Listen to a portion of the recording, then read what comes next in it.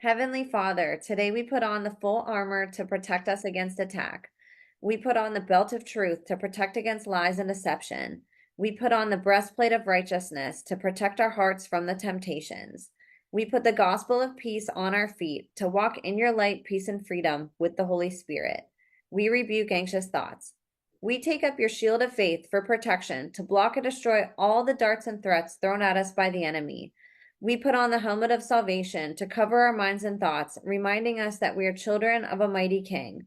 We are forgiven, set free, saved by the blood of Jesus.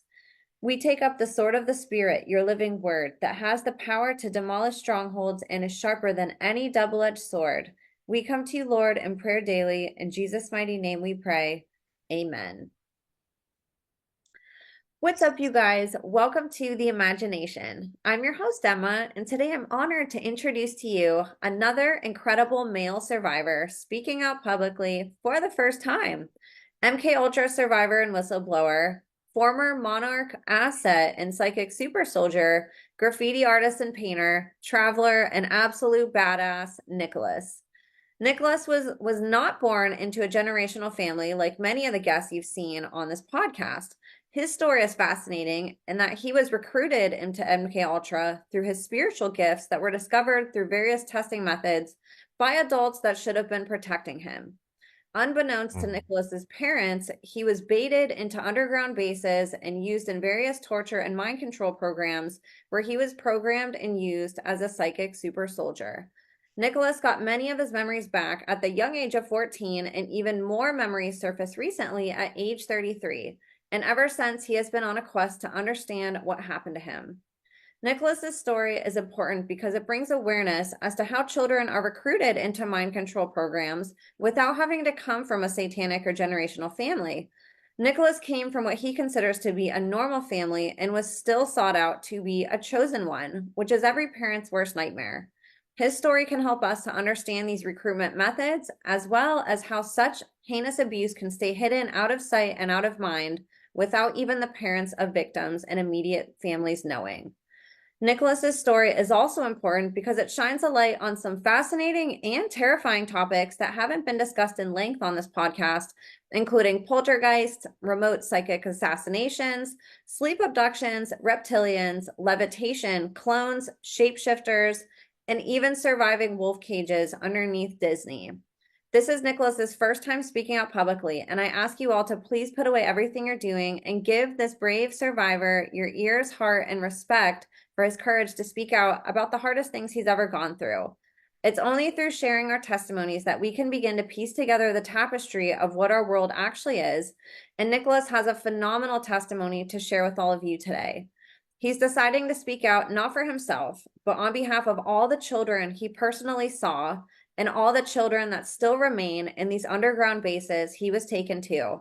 And his hope is that his story can help them remember and heal from what happened to them. If this isn't the definition of a hero, then I don't know what is. We are all going to learn so many new things together today from Niklas, and we should all be indebted in gratitude that we get to listen to Niklas speak his miraculous testimony for the very first time. Before I finish introducing today's guest, I wanted to give just a couple reminders and updates. If you'd like to be on the podcast as a guest or share any information privately with me, you can email me now at imagineabetterworld2020@gmail.com. You can also use this email if you'd like to be a part of my new book series featuring written survivor testimonies. You can find the video with all the details on how to submit your testimony on any of my podcast channels. And lastly, I'd love your support on Substack, where I'm taking up investigative journalism as an outlet for me to share about the podcast guests and my advocacy work. And you can subscribe to me there at www.emmacatherine.substack.com. All my links are in the show notes. And you guys, I can't thank you enough for caring so deeply about survivors and whistleblowers and for helping to make this the safest space on the internet for survivor and whistleblower disclosures. So you guys, without further ado, please help me in welcoming today's guest of honor, voice for the voiceless, man of God, walking miracle, anti-child abuse advocate and educator, survivor and psychic super soldier turned spiritual warrior, the one, the only, Niklas. Nick, thank you so much for being here with me today. Thanks, Emma. I love to be here. It's such an honor So, to have you. I met you on Twitter, and I just want to give a little backstory on that. I came across your profile on Twitter and just saw you posting about things that I've seen on already heard on my podcast, and then all these other things that I had really not talked about a lot. And so we started talking, and I realized that you had this incredible story, and you've just sort of recently gone public and started talking about some of this. So it's really an honor to actually have you on here and to hear your story because the little bits and pieces that I've gotten are just phenomenal. You have this incredible energy and presence about you. You're very eloquent whenever you speak, and I know that people listening are going to get a lot out of your testimony. So I'm really honored to have you on and to get to share this with people and to, add your piece to the puzzle because it's so important. So let's go back and maybe if you could fill us in a little bit. I know that the abuse that you underwent as a child didn't really begin until about age 6. But I wanted to go back before that, and if you could give some context as to your family and sort of explain the dynamics of what your childhood looked like before all of this happened. so my childhood looked actually really nice. Like I was just a really happy child and just having fun.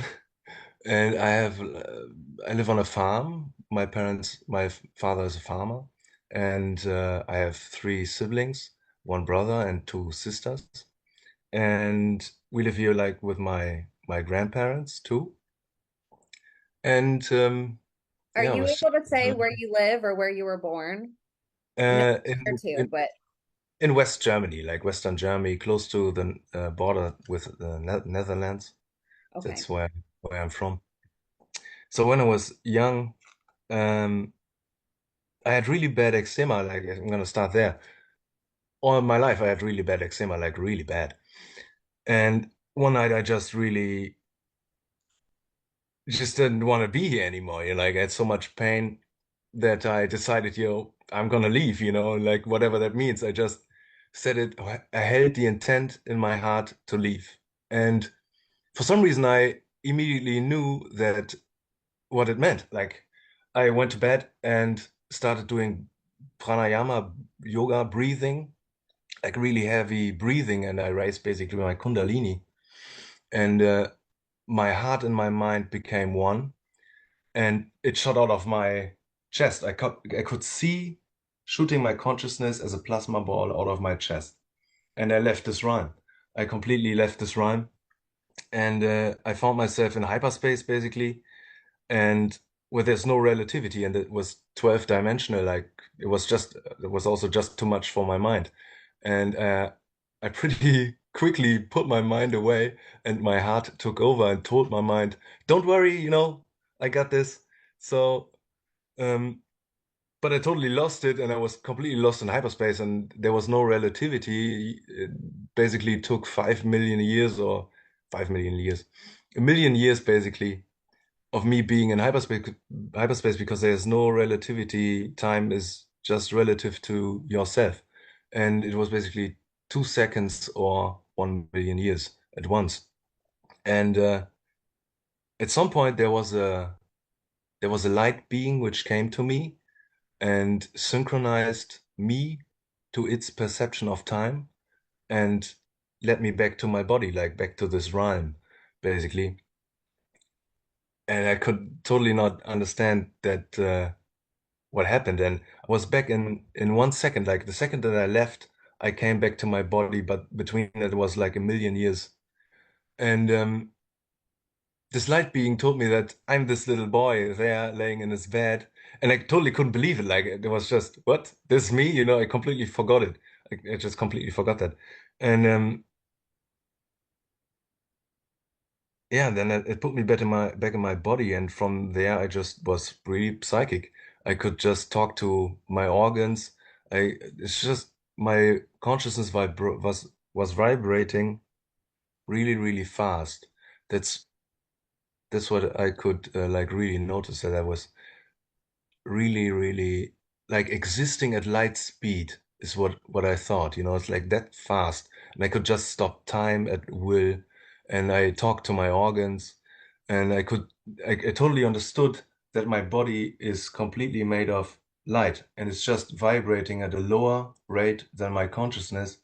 And whenever I went to bed and I fell asleep, I was still awake and in my body, and I was talking to my organs, which were also, it was also my spirit, but it was just slower, and it would talk back to me. Like my stomach would tell me, "Hey, I'm Niklas' stomach, what's up?" And I was just really amazed. And I could just talk to my organs and made them self-heal, basically. And I talked to the atoms in my body. And I could hear the atoms in my body, and I saw that the atoms were just little plasma balls who were vibrating and singing a song about God. They were singing, I love God. I serve God. I love God. So it was really beautiful. So I basically decided, yo, I'm gonna stay here because I really like that. But I still woke up from that dream basically, and and I think somebody saw that using advanced technology and had like a really an explosion of psychic energy, and it caused a poltergeist too. Like when I was a kid, I would used to sneak out of my bed when it's already past bedtime and go to my grandparents and watch TV with them. And one night, my parents were just out for dinner, and I was passing the kitchen, and in the kitchen there was really like loud noises, and it was like really scaring me. And so I ran to my grandpa and took my grandpa and told him, Grandpa, there's something in the kitchen. There's something crazy going on. And at first he didn't want to believe me. And then I took him to the kitchen and he heard it too. And he was like, at that moment, he was like, was looking at me like this and grabbed my hand and opened the door. And in that moment, uh, like all the noises stopped and every kitchen drawer was opened. The chairs were knocked over. Like everything was complete chaos. But in the moment that he opened the door, it stopped. It was completely crazy. And from there on, there was like, I was basically pretty telepathic and I could read people's minds and feelings and I could just feel how they feel. And whenever I went to bed, For you, whenever that happened. yeah, um, whenever I went to bed, I was just basically flying around in my house, and just observing everyone, what they were doing and stuff. And at some point, a reptilian being came to me and talked to me and just came every night and talked to me every night, and told me what a great warrior he is and all that kind of bullshit. And he basically tried to deceive me to come with him into an underground base, but he was like playing, pretending to be nice, and I didn't know at the time when I was a little kid, I didn't know what lying was. I didn't know the vibration of a lie when somebody lies to me, how that feels. Because that's all that's really important is how it feels when somebody lies to you, that the narrative that somebody gives is not important. It's just how it feels when somebody talks to me. So he told me that he has like an underground base and it's super cool. And they have like doppelgangers there and DUMBS and something like that. And this wasn't a So dream that he came to you? yeah, I was sleeping and he was always when I was sleeping, he was coming to me and talking to me. And that was whenever you were six, like right whenever this happened? Yeah, Okay. yeah. And even before like after that, he sent some men in black to my house to take DNA samples. But even before, something more crazy happened. So as a kid, I was always like outside, playing outside, behind our farm and stuff, and in the bushes. And at one point, I just was in the bushes playing, and I went out of my body, and time stopped, like completely. And it was like space and time inverted. Like time didn't flow anymore, but space was flowing, and time was passing more like where I moved. When I moved, that was me passing through space, was the passing of time, basically. And in front of my house, there was a huge guy, a huge guy with a robe, and he fed like 30 people in one person, like that, like spiritually big, like a really spiritually big person, like a Time Lord or something. And he had like a portal with him, like a blue portal, which was just turning, and it was just, I'm just a little kid, I'm just looking at this portal, what's going on here. And he was telling me something about the portal, oh yeah, this portal here, blah blah. And I was totally not paying attention to what he was saying because he had this portal. It was just like crazy, what is this?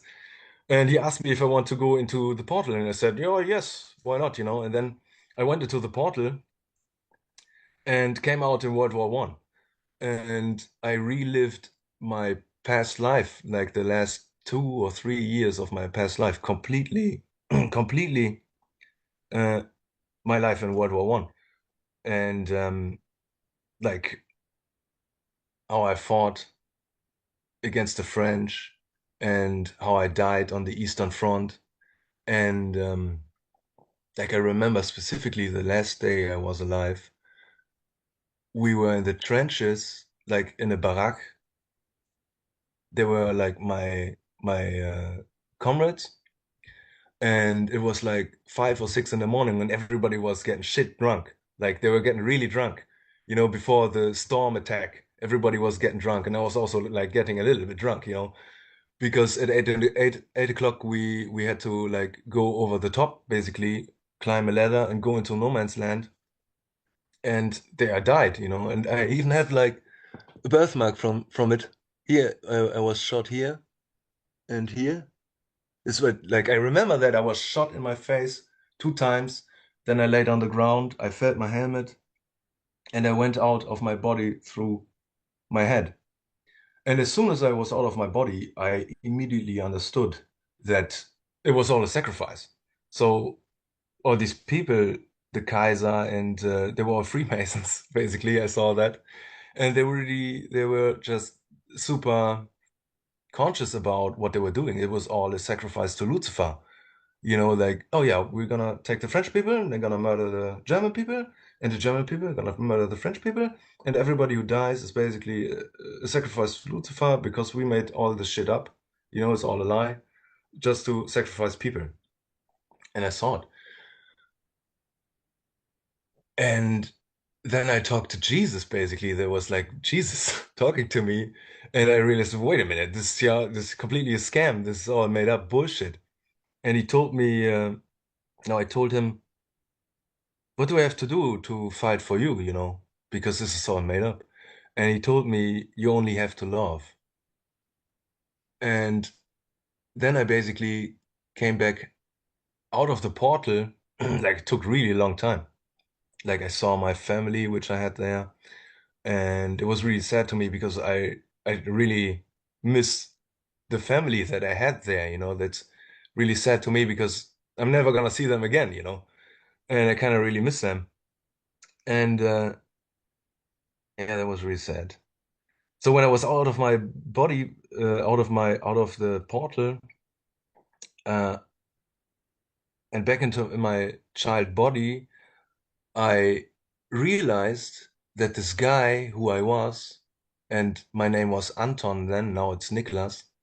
And after that, I always had like flashbacks from my name, flashbacks from the weapon that I had, with a big bayonet on top, and flashbacks from the artillery, which was really, really bad. And the artillery was so bad. I saw people, I remember I saw like people were really young in World War One. They were 16 years old, and I saw 16-year-olds like mentally break. Like it's like having basically getting multiple personality disorder, right on the spot, and just turning into a child again. And they couldn't handle how extreme it was, because the artillery alone was so extreme. It's just 1 week of constant artillery bombing, and it just made people insane. They they realized, that it was just all a scam, and you can't do anything against all the extreme artillery bombing, and the people just realized, yeah, we're all dead. Basically, all dead, you know. And but one thing that I realized is I really hated French people. I really realized that. And in this life, I really hated French people. And this now I really love French people. I love them. They're really nice. And what I really realized was the specific way that Anton loved whenever he loved was the same exact frequency, the same way that I love. Like I just really could tell everything apart that this was me. Like this frequency of love is really, really me throughout all my lives. And now I have a different personality and have different experiences. And I'm angry about this, maybe, and Anton was angry about different stuff. But in essence, yeah, that's my frequency of love, and I just self-recognized in that. And so back to the reptilian, which came to me all the time. Could you explain to you like what is a reptilian and like what did it look like? Because that's kind of new for some people, or else they've heard it, but they don't really know. It Like, or basically what looks does like yours look Godzilla, like? but worse. Like they look like Godzilla. They look like there's this TV show Futurama, and they have this in this show they have this news host which is a reptilian, and it basically looks like that. It really looks like it, but a lot more horrible, like a lot more horrible and really bad, extremely bad energetic presence. So it always came to me and talked shit to me and tried to deceive me. And I was a kid, didn't know what lying was like. And I said, yeah, you get this? And yeah, you get what? You get doubles in underground bases? Okay. So they sent men in black people to my house and they mind wiped my mom. And they also tried to mind wipe me, but for some reason, I uh, I remembered it, they tried to take out the memory out of my body, but they couldn't take out the memory out of my spirit, because it's something I experienced. You can't take it's my being. My experience is my being. You can't really mind wipe that. It's not really possible, I have to agree to it first, to ignore it or to forget it. And I just didn't. I just no, I'm gonna keep this in the back of my head, what was that? So these clone people came to me and when they came to me, they just mind wiped my mom, came to my room and talked to me. That really freaked me out to the point that I went out of my body and I just started feeling everything. And I felt that they didn't have a heart. They just had like a little electromagnetic frequency around their head. And I felt it like a brain chip or something that caused electromagnetic frequency. And they would take DNA samples from my arm and put a chip in my nose, like really deep into my left nose. And then they tried to take the memory and then they disappeared again. And after that,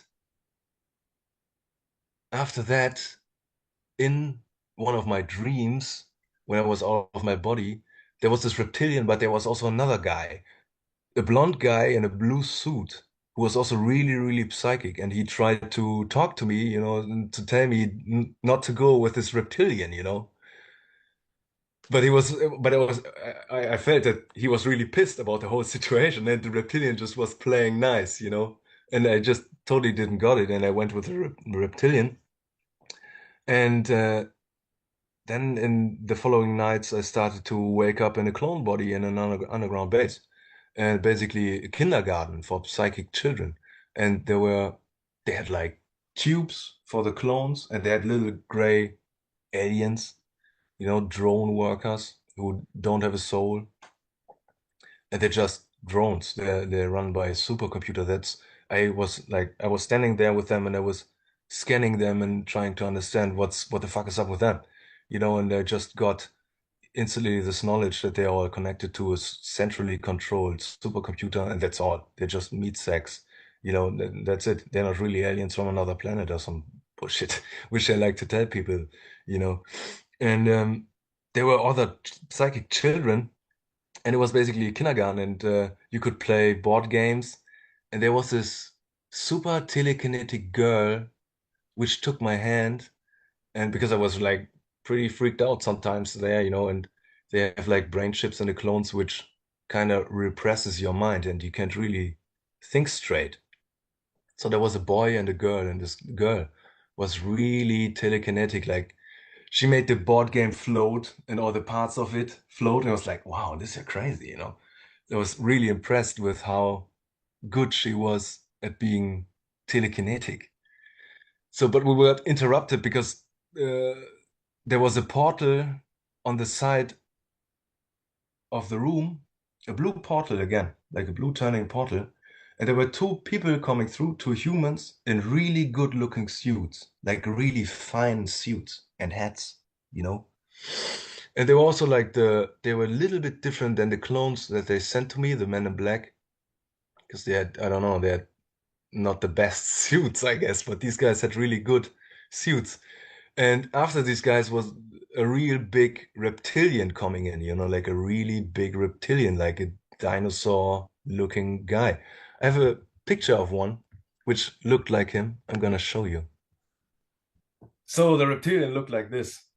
Oh my And God. it was totally crazy. And I always tried not to look into his eyes because like he was projecting his consciousness through his eyes into my mind. For example, one time, like you can't look at these guys. Look, you can't look into their eyes. They really project their psychic energy onto you, and they just push themselves into your mind. And one time, for example, he took out memories from my mind and was just flipping through my memories like a book. You know, just gonna take this memory out. I'm gonna take this memory out. You don't need this. You don't need to remember what I said here. You know, really crazy. And the other time, I was like, I was there like constantly, like at least 5 times that I remember, 5, 6 times. And one time I was sitting on his lap, you know, that was so crazy. And he was like, I was always like trying not to look at him because he was so fucking disgusting. And it's really crazy when you see them in real, like imagine this guy moving, but he's also like an energy of like absolute shit, like eating people. Yeah, I want to eat people. I'm eating people all day, you know. So he was asking me, yo, Niklas, what do you want to do? It's like, I don't know. I have no idea, you know, I don't know. So you want to go to the secret space program? That's what he said. You want to go to the secret space program? And it's like, what is that? I didn't know what the secret space program is. You know, it's like, oh, he said it's like Star Trek. And I said, I don't know what it is, you know. It's like, don't worry. So then a few nights later, I was there in the clone again, and I saw him talking to a guy in a black robe who was later my handler, basically, one of the genetic enhanced Illuminati people from Dulce, you know, in from that underground base. And they were making mean jokes about me, you know, oh, this kid is stupid, yeah, yeah, he's totally stupid, blah, blah, you know, like totally mean. And and the next experience I had, because I was basically given over or sold to this Illuminati guy, uh, and the next thing that happened to me was basically, let me take a look.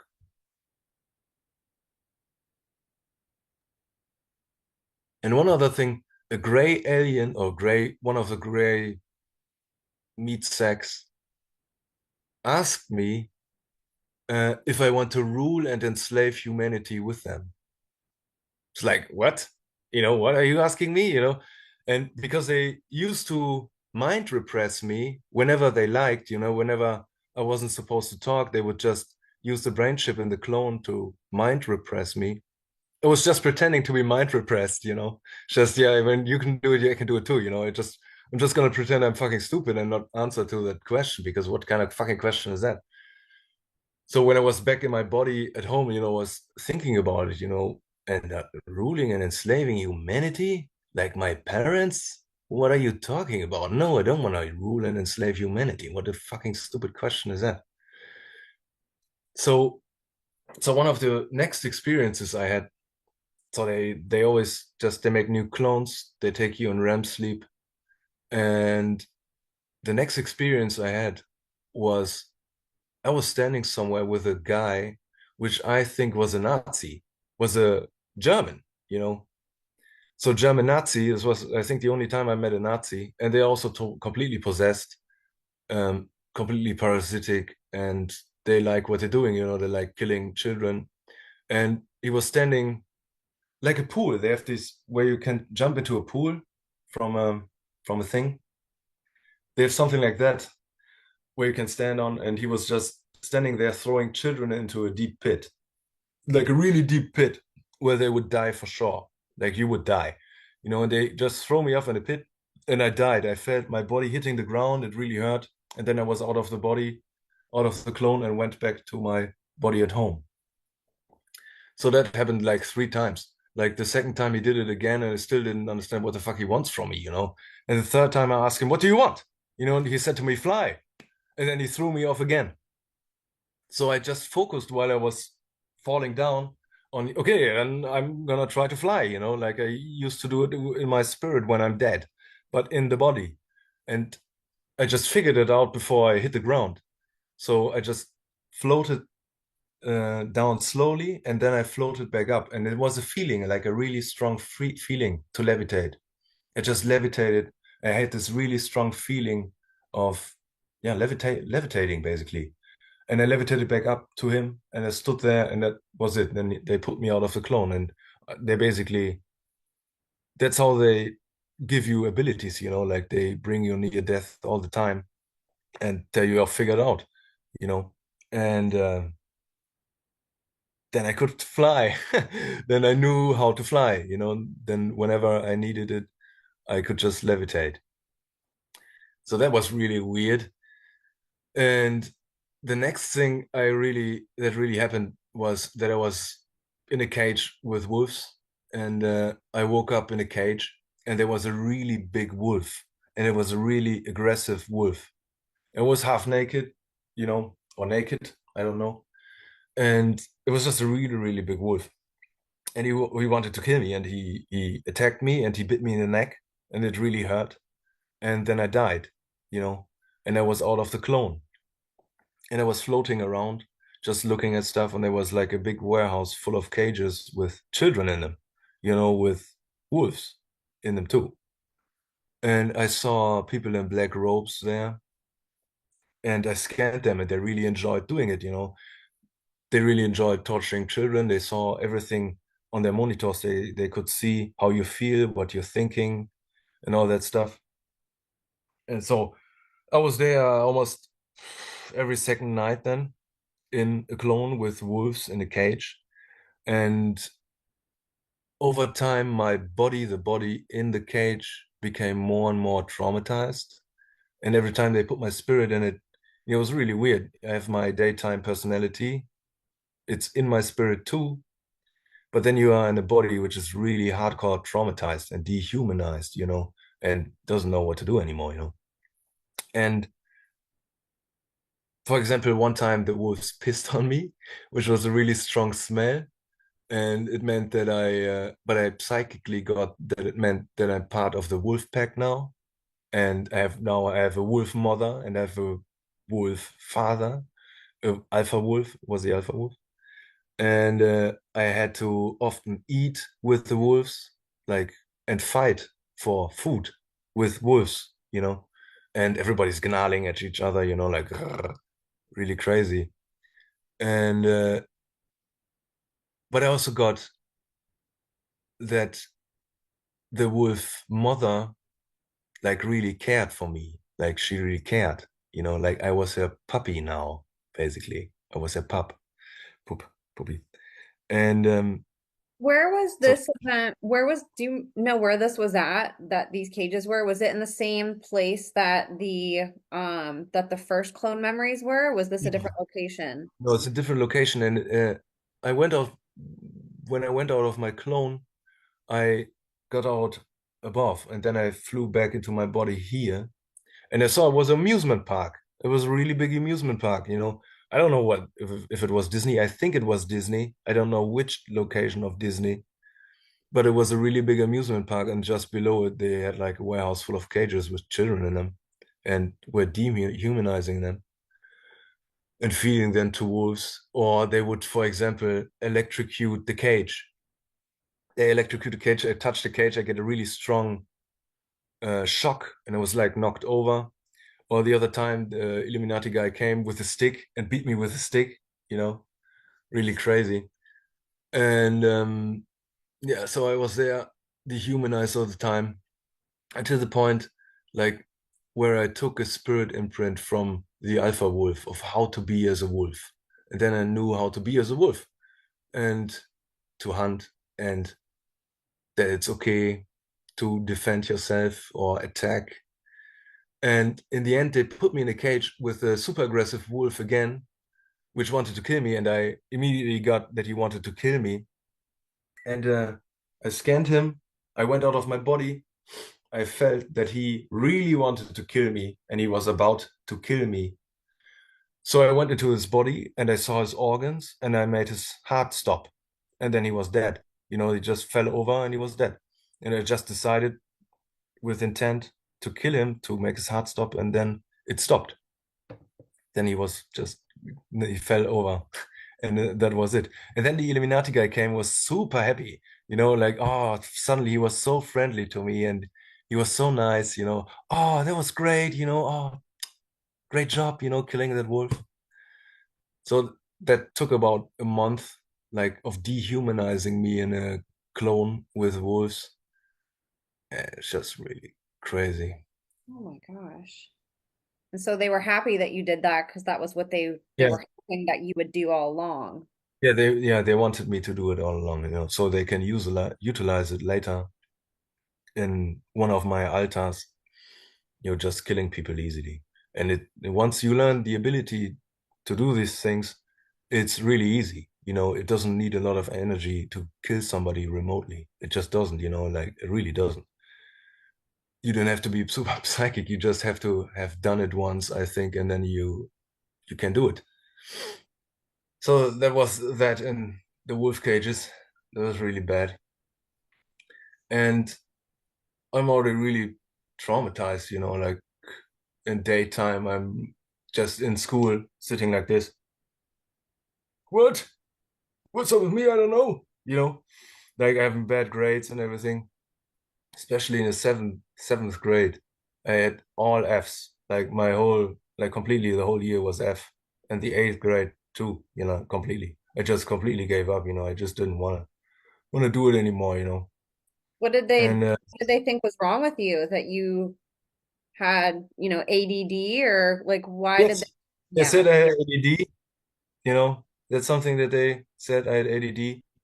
Some people asked me if I was abused or something, but I couldn't tell them because I was under mind control, and they literally programmed me that if I remember, I'm supposed to immediately kill myself, you know, like then I'm have extreme pressure to just kill myself, and I have to overcome that first. I have to become aware of the programming to break the programming. So the next thing was really the most horrible thing that happened, and it was like in Dulce. And I'm gonna screen share something. I'm gonna prepare it a little bit. And I have where is it? Here it is. Give me a minute. So the next time I was in my clone, so they would mind repress me with a brain chip so that they can control me better, you know. So I just don't do what I want. And this time they didn't do it, like they completely didn't mind repress me. And I really thought that I was abducted fresh from my bed. I was going to bed and then I woke up in a clone body in an underground base. And I thought I was abducted. I could think freely and I thought they just took me from my home. And they, so it was like they put me on a wall. They would tie my hands above my head to the wall in a cotton underwear. Everybody had cotton underwear on for some reason, like babies underwear, basically, but big. Really crazy. And they put me on the wall, and there were a lot of other children in that room who were also tied to the wall, like 20 or 30 children. and they were all like 9 years, 10 years old. And I just want to show you how it looked like from my memory. Because this is basically what it looked like. This is like the how the rooms looked. So I was here where the German flag is. I was hanging there. I put little Jesuses there, because like that's basically those underpanties, that really looks like it. And there were more children than I put up here. And these beings would come in, and everybody was just scared to death. And they were screaming and they were crying, and it was just so bad. And these beings look just like from the movie Pumpkinhead, just exactly like the movie Pumpkinhead. They make those movies after those beings that they have in the underground bases, and make it's basically a soft disclosure, you know, thing that they do. So more than one of these things come in, and they start scaring the children and then ripping them apart, just from below here, just ripping them apart. And I just couldn't see that. I was just always looking up to the ceiling, and I would hear them scream and I would hear them cry, and they would just always, scream for their parents, and they would scream for their mothers, and then they would die. And then it came at me, and I was also really scared. It's just really scary. And it would also rip me in half, and that really hurt. And then I saw them eating my adrenaline glands. And I scanned them that this was their intent, to eat my adrenaline gland, and that's what they wanted. And what I got was that they really wanted to scare you before they eat you, before they kill you. They really, really want to scare you. And I thought about I thought about it when I was back at home. Why would they do that? And I thought that at least what I thought was happening is that your soul energy is basically projected into your blood. That's what I thought, when I was 11 or something, or 12 or 10, I don't know. And they would eat him.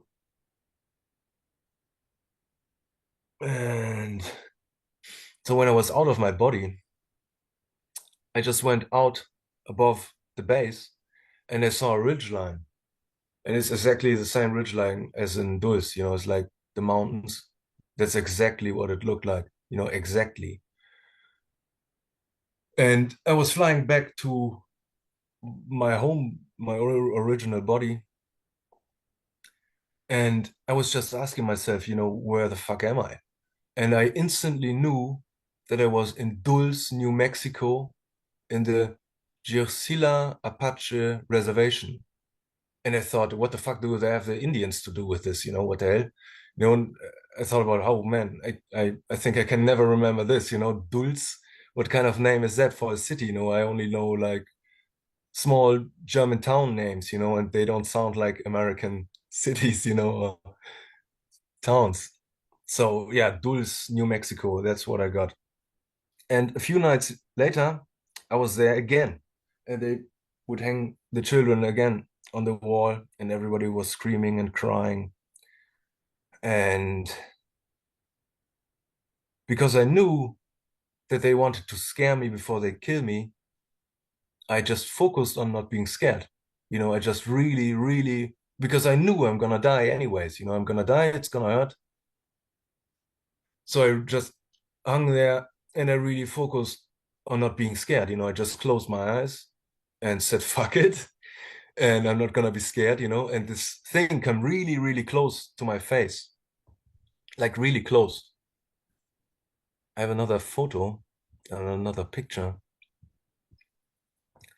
And also,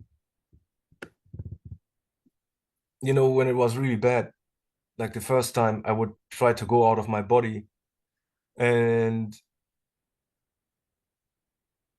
that didn't help because I felt how the children feel, I really felt it. Like there was a girl hanging next to me, and it was a Spanish girl, and she felt so horrible. She felt so horrible, and I just couldn't handle that. And the second time I was there, I just focused on not being scared.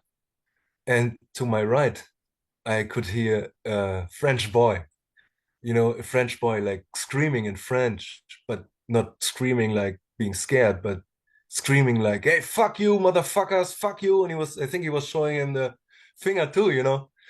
So there was this French kid, which just, that gave me a little bit of courage, to just scream, don't give them what they want. I just screamed it out, to the other children, don't give them what they want. They want to scare you. And if you're not scared, they don't want to eat you. And I don't think they understood me because it's like children from all over the world there. And every night they take people in REM sleep, put them in clones, and then they feed them to these beings and they eat them. And it was so bad. So I focused on not being scared, and this being came at me and stood right in front of me and tried to scare me, like really bad. So he tried to scare me really bad. I have another picture which really looks exactly like how it was, you know, like this thing in front of me. This is what it looked like at these beings. They exactly look like that. They're called Vril type 3. They're old. When they're young, they have like a long neck. And when they get old, they look like this. And it was basically came this close and it was drooling, like just like this. It was just drooling, like and trying to scare me. And I was just closing my eyes and really focusing on my breathing. I was just focusing on my breathing, just slow breathing. And at some point it went away and tried the other children. And then they turned off the clone until it was basically over. And then a gray came and untied me from the wall, and let me out of the room. And it looked exactly like this here, like exactly like this gray thing here. I'm gonna have to share it for you.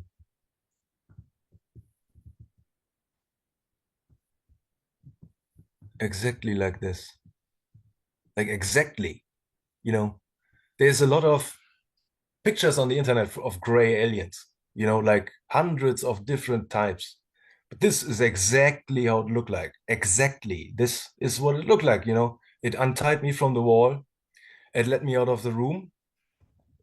And it let me out of the room, past the ripped apart children, and was just looking away, because they already know they always try and fucking traumatizing me. And I just saw one of the children ripped apart on the ground, and I saw the blood, and the blood was really glowing, like it was glowing pink. And they had little shower holes in the ground where they would collect the blood. It was pink and glowing. It was glowing. That's especially why I thought, the soul energy must be somehow projected into the blood. And I didn't know about the concept of adrenochrome. I never heard of that. I was reading Mickey Mouse magazine at the time. They don't have anything about adrenochrome. Right. So one other Hey, thing, real quick, while you're bringing up your next photo, when somebody dies in a clone body, do you immediately get sent back to your body, or are you sort of like reincarnated immediately into a fresh body? I'm I usually the body was dead and then my consciousness was still there and I could go around and I was scanning everything. I was just taking in the energies that were there. And then I was flying out of the base and I was just flying, flying, flying back to my home. And then I realized, when I was already had the intent to go back to my original body, that I could just teleport. I didn't have to fly all the way. I want to go home. I'm teleporting now, and then I'm back in my body. It's just teleportation of your consciousness like immediately. And they would usually only use one clone at a time in one night, you know. And Oh, terrifying. so he would lead me here around the corner, and then he would stand there and the gray, and he would tell me, "Oh, Niklas, you're really a smartass. You know, oh, you're such a smartass. You found out what the fuck we want, you know. You found out that we want to scare the children before we eat them, you know. So you're so clever, you know." And then he told me, uh, like in like in a way where it was really kind of almost obvious that he was lying to me, you know. Hey man, he just can you do me one favor, you know? Just go around the corner here, you know? Can you do that for me? It's like, yeah, I can do that. You know, and I just went around the corner and there was another being which then scared me and then killed me. Like bit me in the neck or something, bit me and I died, you know, also really hurt. I think it was one of these beings. Vril type 1 is what they're called. These are the body snatchers. They have like a thing that comes out of their head, which goes into people's eyes and then wriggles around their nerve and kills the person and takes over the body. But this thing ate me, basically. And from that moment, I knew how it feels like when somebody lies to me, you know, like, okay, you're lying, you know, just knew that's lying. From then I knew what lying was like. And I saw that they had like windows and I saw these UFOs standing in a big room. Next to it, here was a door and there were windows and they had these exact UFO model, this exact thing here, just standing like there. Yeah, that was really fucking bad. And yeah, this thing would eat me. And then I was out of the clone. That was really bad. And then the UFOs, they were just sort of sitting in a room. Were there a bunch Yeah, of them or just one of them? it's a big hall, and there were a bunch of them, Oh my like God. in a big room, like in a big room behind him. You know, I saw him talking, and in the background, I saw this exact model sitting there. You know, and I'm like, what is this? You know, I don't know what a UFO is, but it was exactly this. You know, like looked exactly like this.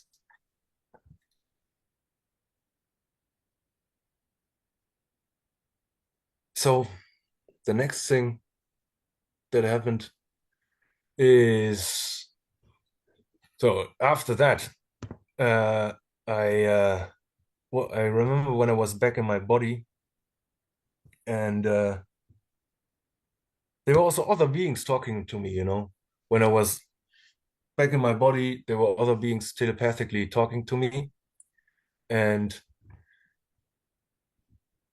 there were these guys. You know, they had like blue faces, and I think in UFO lore they're called Arcturians. So I don't know any of that, you know, it's just the guys with the blue face, you know, and they're really nice. And they were really nice and they're really helpful. And they had always a very neutral perspective on things, you know, like they were always telling me the exact truth of what I had to do. Like with my mind control programming, they just told me it's a little bit like weird, you know, to say. They told me, yeah, you have to overcome. It's pretty like rough thing to say, you know, like sounds uncompassionate, but it's basically what it is, you know, I have to overcome. And when you're psychic, it's a lot easier to overcome than when you're not psychic because you have all this light and you have this inner peace, like a feeling of deep inner peace, and you can just direct your will and intent to just focus at something and just turn it off. Like when I was young, I would I would notice that I wouldn't really remember my dreams, you know, or something in me would change what I actually experienced in dreams to something else. And I was so aware that I could focus at it and I turned it off so that it wouldn't do that anymore. It's like programming in my body, which I then just became aware of and turned it off at will, you know, everything just at will. When you're really psychic and you have that light all the time, like Kundalini light also coming up and I just feel really peaceful basically all the time. But after that, I didn't feel so peaceful anymore. And these blue guys would talk to me, and I was really traumatized. I was laying there and I was just sitting there like this, like, oh, that's too much. And they would tell me how to heal. They would tell me, I would ask them, what to do with this, and they would tell me, oh, you only have to do this. You have to think about the thing that traumatized you. You have to really bring it into your awareness, your attention, and then you have to take in 3 little breaths, like, and one big breath out, and just have compassion. Just have compassion with yourself, and that's it. And then I already felt a part of my soul coming back, because I healed it. A part of me, it felt like a part of me would come back. The last time I felt it was when, like, not long ago, when I remembered everything that happened with the wolves, and I just healed it the way they showed me to heal it. And I felt just a part of me returning, and just felt really good.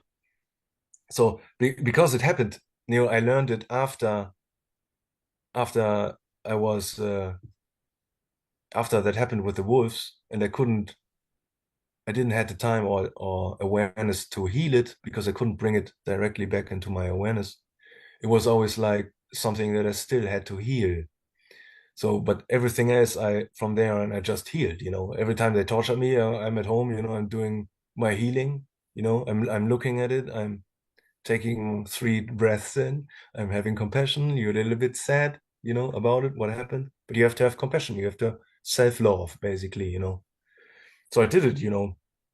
And yeah, they were always really helpful and weird. They were so weird, but good guys. And so the next thing that happened to me, again, this is happening over years, like between 6, 7 to 14 years old, like a lot of times. Sometimes it's a month or 2 months of nothing happening, and then you're back in a clone body and they do something to you. And And nobody knew that you were going through this, right? Like your parents had no idea. There was no, yeah. no, nobody knows, you know. So the next thing that happened to me was Do really you, that I do was you ever consciously remember, like on the nights that you would go into a clone body, would they like wipe your memory before you came back? Or did you forget it on your own or dissociate? Or did you remember it? when I came back into my body, like I said before, when I was really young, I turned something off in myself which would try to mind wipe me, from the memory, and I just turned it off. And then I was back in my body, and I was in like in a peaceful state. I was just laying in my bed, just focusing on nothing. And I would always remember, I would always remember. I wouldn't maybe not understand. At some point I would, understand.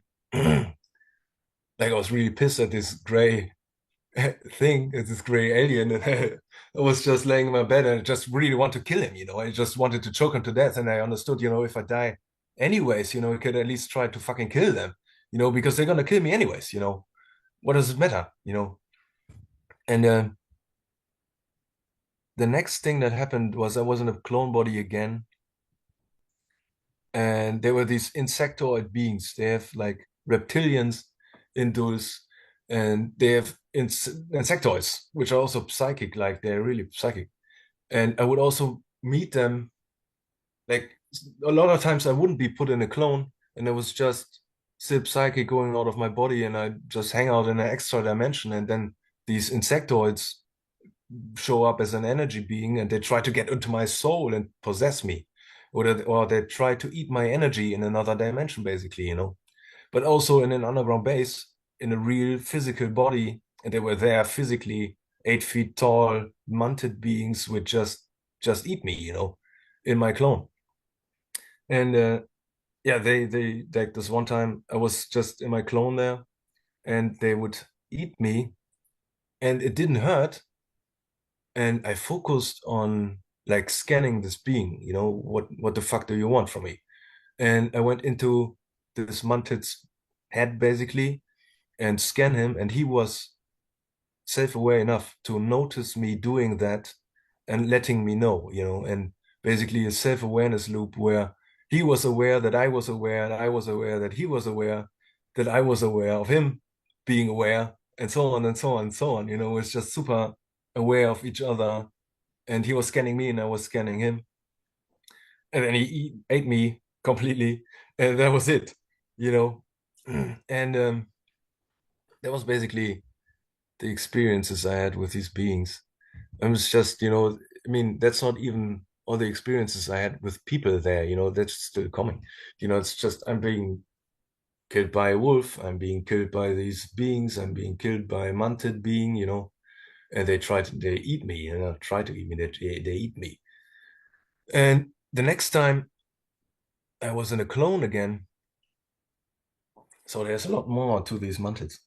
Uh, the next time in a clone, I I was in a room and I was also tied to the wall in a clone in a room, I'm gonna share this with you real quick.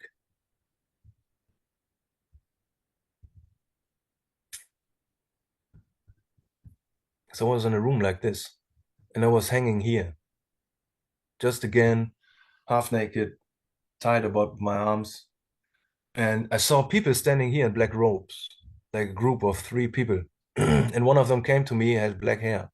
I think maybe it was Octelis. I don't know. I don't really know. Was a little bit older, not too old. And I told him, yo, let me untie me. You're a human, you're not one of them, right? So, untie me. And he just laughed at me and started electroshock torturing me, So like really bad electroshock torture. And they were just programming me there. And I was there really often, like really often. And for example, I was there so often, they electroshock tortured me so often. The other time, the other time I was standing there with Auctelis. Auctelis was standing here. He's a little bit older than me. He was like 16 or 17, and I was like 11, 12 or something. And they had like a billiard table, which looked like a billiard table, and there were 2 older Illuminati guys standing around it. But it was a holographic table. It was projecting something up, like a hologram, And it was projecting, they were talking about the shape of the earth and so on. So, and I was like, what I'm hearing, what are they talking about? Uh, so I saw this on this holographic table. I saw this exact thing, that they said that this is what the earth looks like it's a flat earth in a torus, and it's basically a tree, and I saw this tree and the leaves or something that was the stars. And I told him, yo, what? The earth isn't round, Well, I know that. I'm going to school, I'm in a third grade or something, I don't know. I know what the earth looks like. It's round, right? And they laughed at me and they killed me. They electroshock tortured me to death, like with a remote control. He laughed at me and told me, I'm a dumbass basically, and killed me in the clone. And I was thinking about that, when I was back in my body, and I thought, what the fuck is wrong with these people? Why can't he tell me that the earth isn't round without torturing me? Because I don't really give a shit if the earth is round or if it's flat or if it's a banana, I don't care.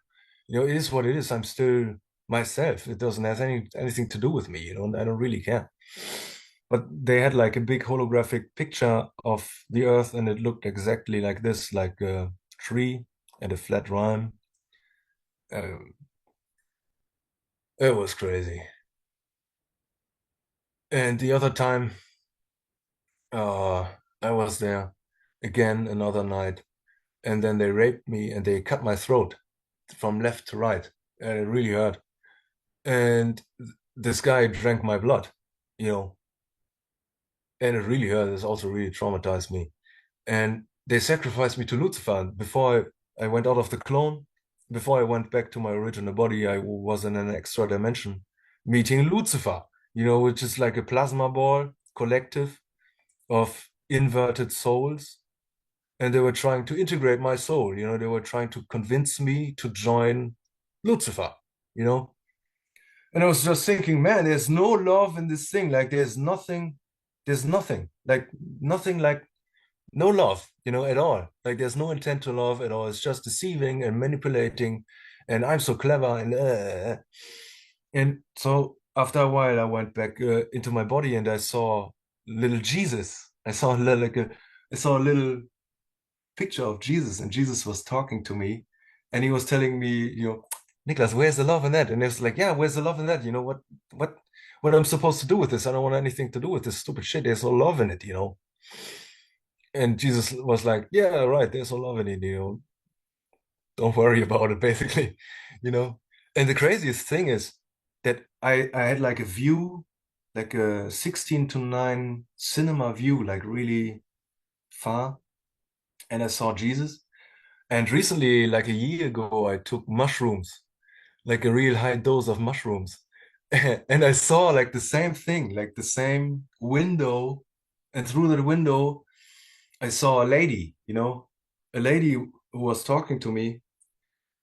And it was really great because it just felt really good for 4 hours straight, just really good. I was just laying in my bed and was feeling so good. And she showed me a sundown, like the dawning of a sun and an ocean and like the clouds, like really orange clouds, and it was really, really, really, really beautiful, and she showed me that.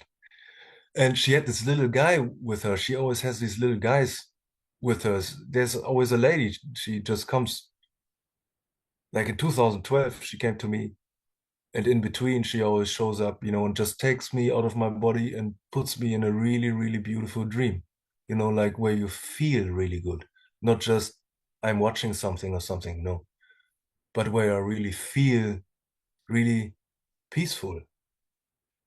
And she had this little guy with her who told me uh, that breathing is magic and that I'm supposed to drink tea, you know. Yeah, I'm supposed to drink tea. So now I'm drinking, I was drinking tea. So I'm always drinking tea now, you know. Changed my habits a little bit of drinking soda to drinking tea. So yeah. So that's better than, soda. Absolutely. And so they were always programming me under electroshock, and to the point I remember exactly the stages of electroshock torture. Just just really extreme, just a really extreme feeling. And mm, Is the I'm gonna show feeling you. in a clone body, does it feel exactly like your regular body with how Yeah, you? exactly. Just feels exactly there's the same amount of pain. They can even increase the sensitivity in the clone so you feel more pain. So that's something I would do. And I would remember these stages of electroshock torture. First stage, in the first stage of electroshock amnesia, the subject loses much of her recent memory. Yet she still knew where she was, and I also knew where I was, why I was there. I knew why I was there, and I knew who the people were who tortured me, you know. And the second stage, I would completely forget that, and I was just asking, where am I? What I'm doing here? What are you doing? And then they would electroshock torture me again. Like they would do these pauses in between. Then they would electroshock torture me again, and then the third stage, I would just be really bizarrely calm, and I have no anxiety, and they could just program stuff into my subconscious being. So they would do that a few times, like a lot of times actually. And at some point, your mind just wants to go somewhere else. I'm just going. J.R. Sweet talked about it, I think, that he would go out of his body and then slowly come back down again. And I would do the same, and I could see them from above. I could see the Illuminati people sitting there torturing me, and then my spirit will go back into the body. And I would try to stay up there basically, and I would observe what they were doing, like the full complete series of stages. And one time I was just pretending to be in the stages, because I knew the stages. So I just pretending to be in them. But they they noticed that because they can view your thoughts on the monitor, and they tortured me again. So basically you have to overcome that perspective wise, so to a place where I can put my personality or being safely and just not feel the pain, of being tortured all the time. Yeah, that was that. And I would do that a lot, like really a lot. Like I have 5 altars which they gave me. I have a beta altar, a theta altar, a chi altar, which is for energy reading, and they used it as a supercomputer basically. I had to view large sets of information and get information out of it. And they had to be accurate, otherwise they would kill me. I had to remote view people, and if I wasn't correct, they would kill me. They would torture me if I don't give correct information in my chi altar. So then they would force me to turn into a frog. Uh, so they would electroshock torture me. They would tell me, yo, they would just tell me, turn into a frog or we kill you. And they would electroshock torture me then. So I had to do it. And I had to talk to the atoms again in my body. And I forced myself onto the atoms in my body, and I changed the image basically of my body. And I remember when I would shapeshift back from the frog to me here, to my clone, that I would basically call up an holographic image, a 3D holographic image, which I would then turn into from a higher perspective, from my spirit. It's all stored in my spirit. How I look right now is stored in my spirit. And if I go back into my spirit, I can basically change it to a frog, or back into a normal human being. So they would tell me, yo, turn into a frog or we'll kill you. And so I shapeshifted into a big frog, like a really big frog. And Augusto was there, and he was basically the right hand of this Illuminati guy. And he was talking to me, and the Illuminati guy was torturing me with electroshocks. And I would shapeshift into a big frog, like a really big frog, and I was looking down on him, like I was larger than a normal human being. I was like looking down on him. And then Augusto would tell me, with stuttering voice, with a stuttering voice, now he cut off one of my limbs when I was in my frog, like he cut it off, and he told me, now you have to heal it. And then I focused on healing it, and it regrew. It's basically just calling up the holographic image again, and just replacing it. It's really weird.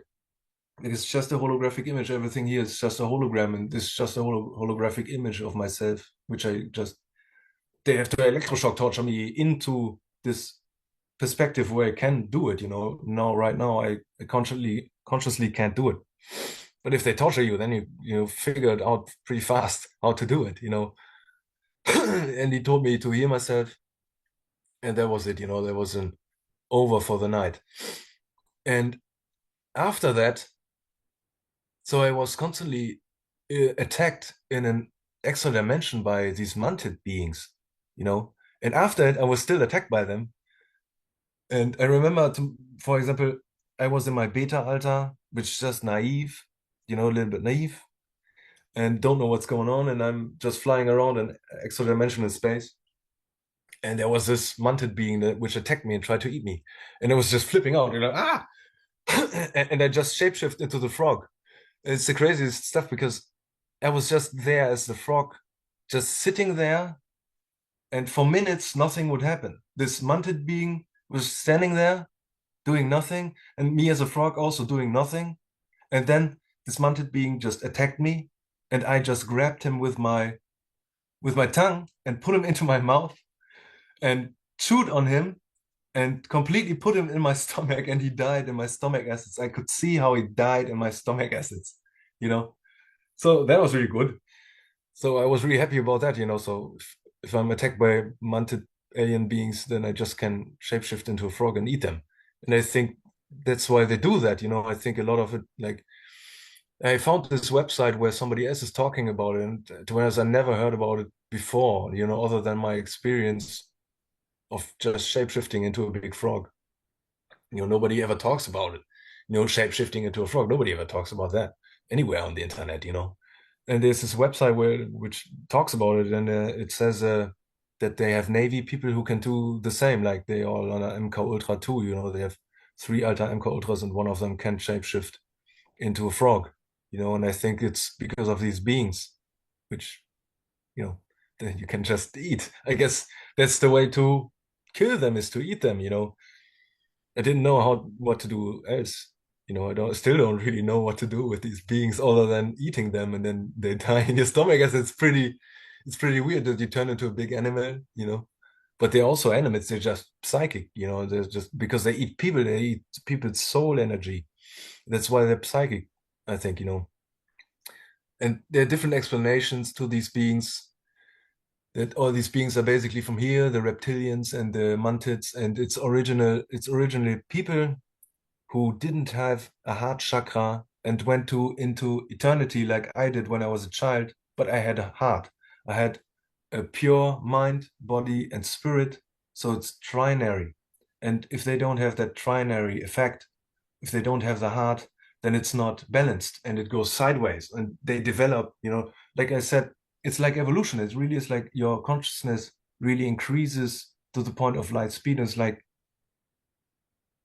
it's like evolution is speeding up.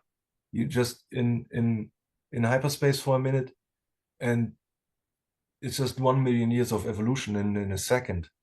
You know, and if they don't have a heart chakra, if they don't love, then they turn into these beings, you know. And it's original. There were people once, you know, you didn't have the heart chakra and went into hyperspace. They do the same. The other explanation is the Nazis went out with their craft, which are also Toros craft, into hyperspace, and they attracted these beings somehow, and now they're here. I don't know. You know, another time they like one thing that the Illuminati would do there where I was with Augusto, and he talks about it too. Is they go into other timelines which collapsed.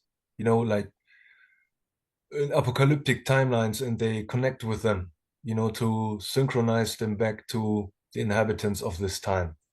I don't really know what that means, really, you know. And so this one night, this plasma AI supercomputer would take me out of my body and put me in this other timeline where I had like, where I lived in a different house, but it was me, you know, it was still me, but in a different parallel Earth.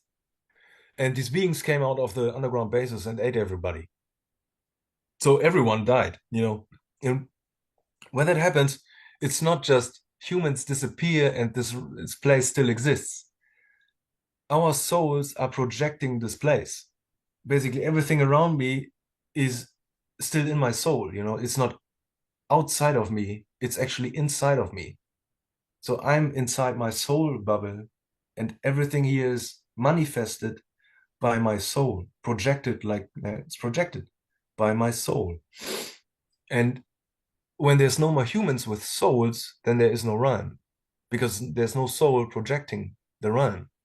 So these beings, they know that, and to they want to forever parasite on humans rather than killing all humans at once. You know, that's why they also try to hide. You know, they don't want to come out. They don't want to be known about. They want to hide, and they want to feed on people forever, you know, because we are the ones who are projecting the rhyme. Our heart is what projects the rhyme.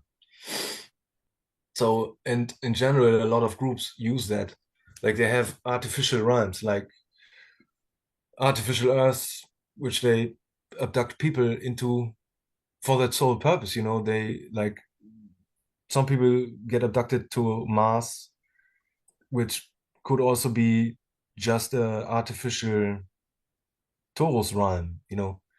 because also like I showed you the photo of this torus flat Earth realm that we're supposedly in by what they basically told me, and but everyone is their own realm, so you are your own realm too. Like if you outside of this realm, you are your own realm. Everyone is their own realm, and if we leave, basically we go into our soul realm, and live in our own souls. So and they're parasiting of people that way by hiding and just using people as piggybacks to exist in their perception or in their realm, you know. And they really don't want people to know about this, because then it's supposed to stop, you know. It's the game is deception and manipulation and hiding and just creating more time and for these beings, for all of these groups who are parasitic, who lost their heart chakra. If they don't have a heart chakra, they become parasitic. And there's not even, they don't, it's like energy parasites, like a lot of people, they turn into energy parasites too. Like you can't stand around being around them, you know? And it's because they don't want to love anymore, And a lot of times it's people have traumas and then they stop loving, and they lose their heart chakra, their soul, and become parasitic. And they don't really notice it, it's the same thing with basically everybody's relationship with the government right now, Everybody, no, the government is my friend. No, you don't need the government at all. We need each other. Nobody else needs to rule us. They're in a weird polarity relationship in a master slave polarity, which we don't, people with souls, they don't need that, I don't need to be a slave and I don't need to have a master, My own heart is my master. My own heart always has the better idea, So whatever anybody's idea is, my heart is a better idea, to love, and I assume that everyone who has a heart has a better idea than my mind, usually because it's driven by like desires, worldly desires, I want to have food or blah, blah, blah. Or I want this, I want that. I want to live in these people's perception as somebody, I want a Porsche. I want to have a lot of money, all this stupid stuff. So, yeah, it's all about love, and loving. That's why God tells me all the time, you only have to love, because, yeah, that's the only thing you really have to do. Everything else, can do what you want, but you have to love. You have to have to have a heart, and your heart is what protects you. And if you don't have a heart, it's gonna be bad. It's basically being dead, like eternal death. So at some point, also, we're gonna leave this realm, and everybody who doesn't have a heart will be revealed as part of the illusion of this holographic realm. And it's just an illusion, and they basically never went here. They're just like objects. They are seen from a higher perspective as somebody who's not alive. If you don't have a heart, you're not alive. You don't have that creative power. Yeah, it's really bad. So that's really important to make people love, within. They have to love. If you have a trauma, you have to love. There is nobody outside of yourself that can help you as much as you can help yourself with your own love, And even if it's not, if it's hard to love yourself, you can still go outside and do what you like, and love it. Like I like to paint, I often do like I go into schools and I just hang out with kids and on the afternoon and we paint, you know, like once a week or something. And I love that, it's just really nice. And you don't loving also doesn't have an agenda. You don't have an agenda. It's the only agenda that doesn't really have an agenda other than being. You just are, you just have to be. You don't have to think about what other people think of you or all that stuff. So, and you don't have to impress anyone. You just have to love. And often it's just listening to people, because you find people who, like, I know a lot about how it is to have eczema, like really bad eczema. And I know how it is to feel alone, and I know about the moments when you feel really alone. And for example, there was this one girl who also had eczema, in this group where I was giving painting lessons, like in the fourth grade or something. And so I just talked to her and healed the things that nobody wants to talk to her about. Like all the times that I felt alone, I'm just gonna tell her how alone I felt and that it's not so bad. And just have compassion with people and just bring it out so that they can feel recognized. You know, that's really important. Or for example, my grandpa still has traumas from World War II, where he starved, almost starved in a French prison camp. And or where he was he where he met American soldiers. He likes to talk about it, but he doesn't like to talk about it by himself. So I just make him talk about it. So, Grandpa, can you tell me about it again? Because it's just to have him work through it, and find some peace. It's just really important because I can feel that people don't feel okay. And it's like they put their traumas in their little bag and then they never talk about them again. Nobody ever talks about them again, but they feel horrible. They feel just as horrible as it happened, and it never stops basically until somebody puts it out of the bag and we look at it together, and we heal it. It's really important. For example, my grandpa almost starved there, and he was 17, and already he already had bloody diarrhea, and he was just mindlessly walking in the prison camp, you know, between thousands of people, and there was one guy who came to him and just talked to him because he looked so horrible. And coincidentally, synchronistically, it was a guy from our neighboring village. And this guy worked in the kitchen for the English soldiers. So he took him secretly every day. He took him secretly into the kitchen and gave him real food, because otherwise he would only get like bread and water, you know. So he would definitely die. He would have died, if this guy wouldn't like randomly show up and save his life, and feed him. That was really crazy, crazy stories that these people have, and nobody really ever talks to them about it again. So, it's really important to talk to people about their traumas and to just make them feel a little bit better about it, and then they can just take a deep breath and they feel better, you know. Yeah, it's really important. So I have some other stories.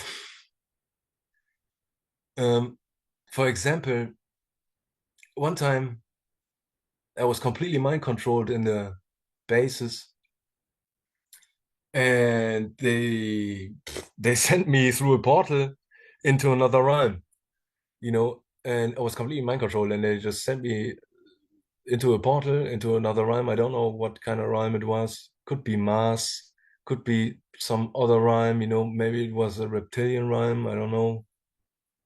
But I was there to talk to somebody or give somebody a message, and they would watch it on monitors. The Illuminati guy would watch it on monitors, and I was coming out somewhere in the sky. I was levitating down. It was really crazy. There was a portal in the sky, and I was coming down, floating down, doing my mission. And uh, on the way back, I met a light being, and this light being told me like, "Hey, Niklas, do you really want to be here? What's going on with you? It's like, oh, I don't know, I don't really want this. Oh, you want my help? And so yeah, I want your help.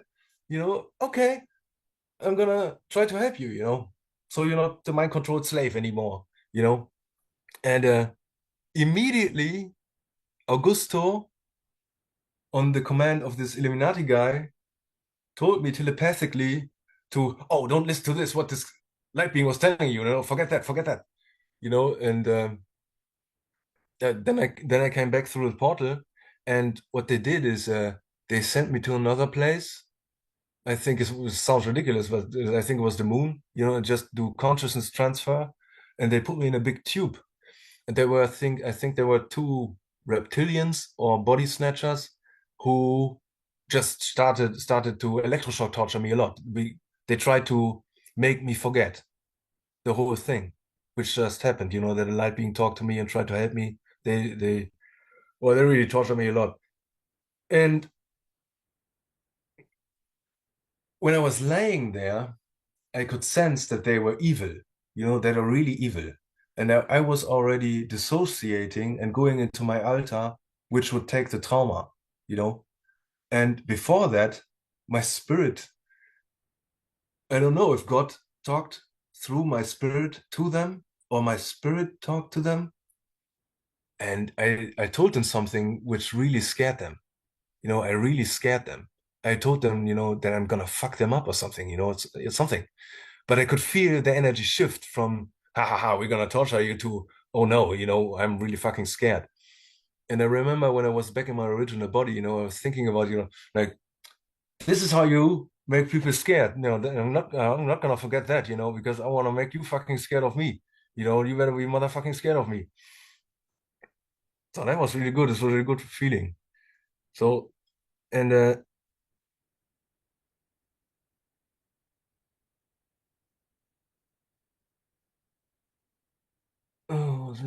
the other thing is under electroshock torture, they would put like VR goggles on my head and they would show me like clips of Wizard of Oz, like the movie Wizard of Oz. They would show me like newly cut clips, like with its own narration, you know. And I don't really know what that was about. Like it was just programming. And they also did Alice in Wonderland programming, where they told me under drugs they gave me LSD and electroshocked me, and then they hypnotized me and told me to put on the red shoes and go down the yellow brick road and stuff like that, and to imagine it, and they programmed a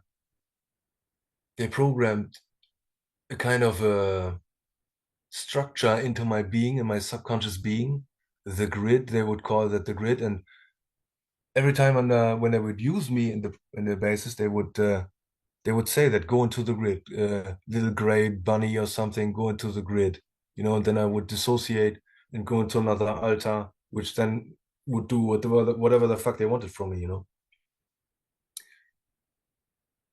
That was really annoying.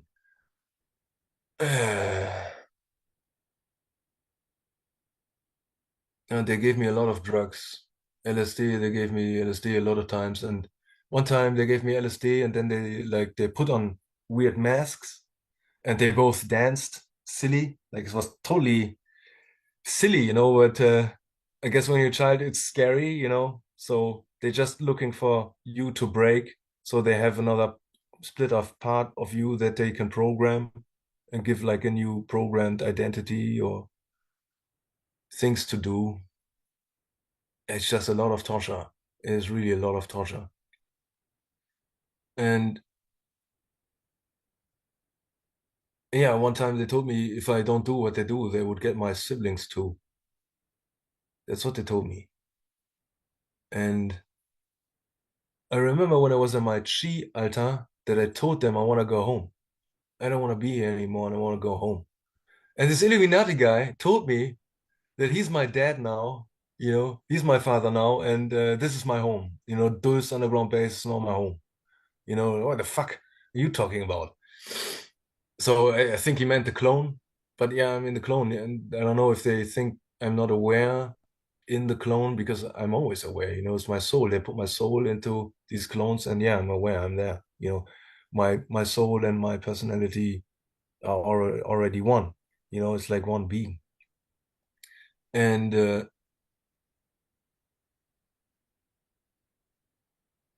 yeah, well, this one time, this super higher up Illuminati guy, that's like really the high up people of the three families who rule the whole thing.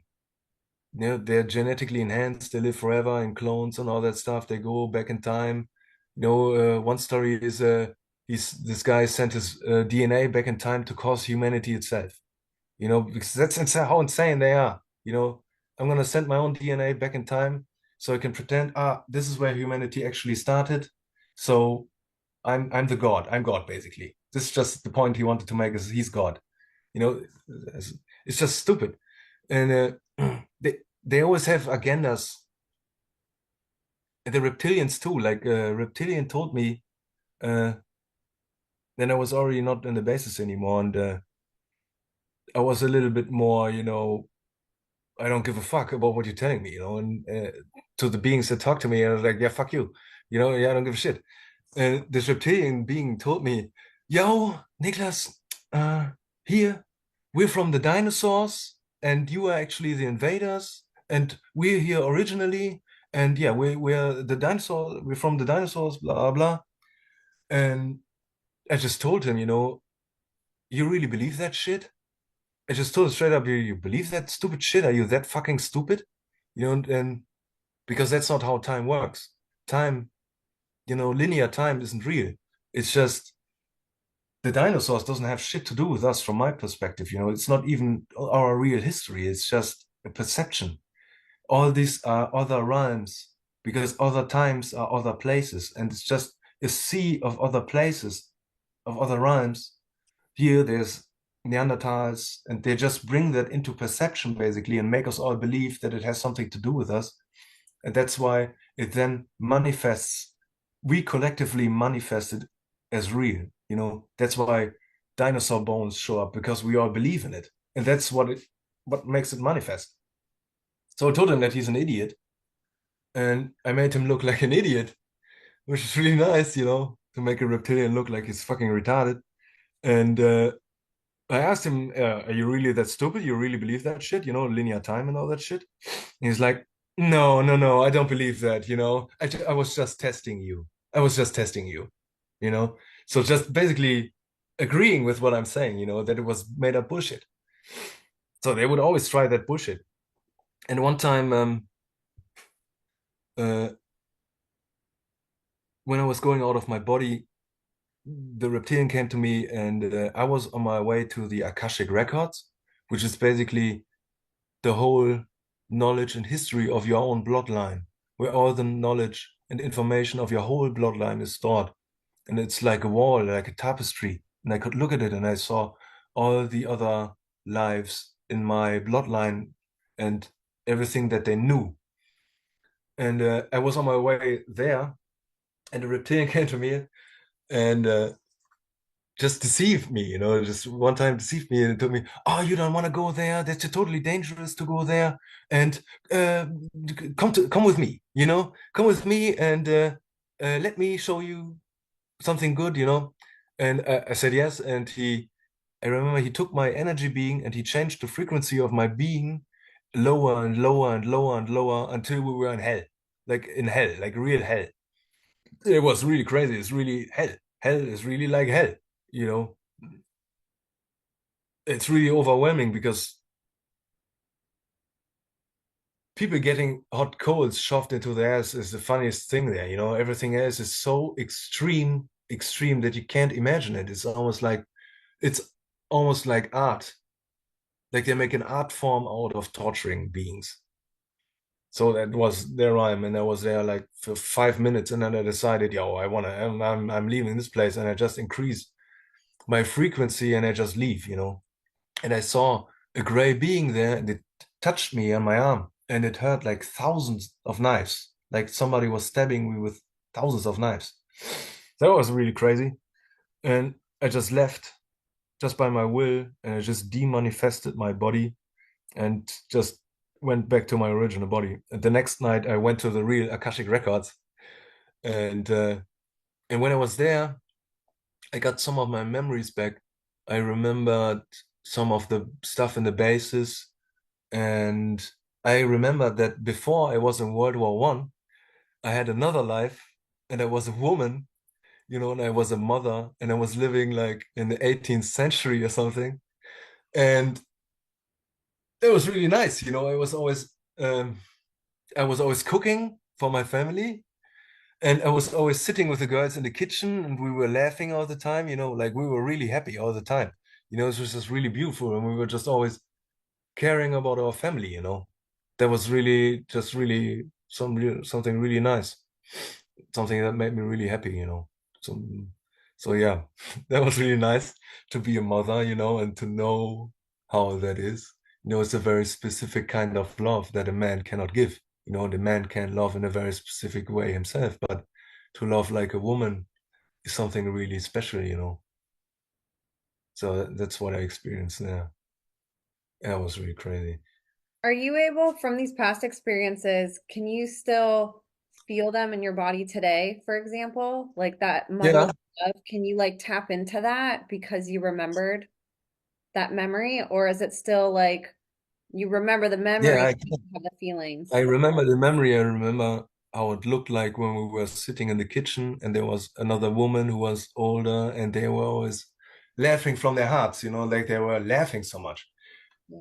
They were also laughing so deeply and they were so happy, They had a happiness about them and they cared so much for each other, Even in World War One, before World War One, what I miss here is that people don't give a shit about each other. It's just the government is my friend. And no, the government is not your friend. People are your friends if you love them, and you have to love them and you have to love each other, and then, everything is all right. That's all we have to do is love each other and stop with this control of always controlling each other. We just have to love each other. It's the real thing.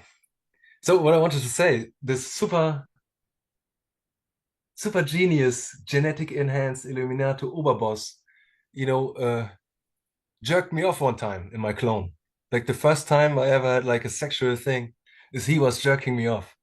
I don't know. It was like I think it was stealing my energy or something, or it was a ritual or something.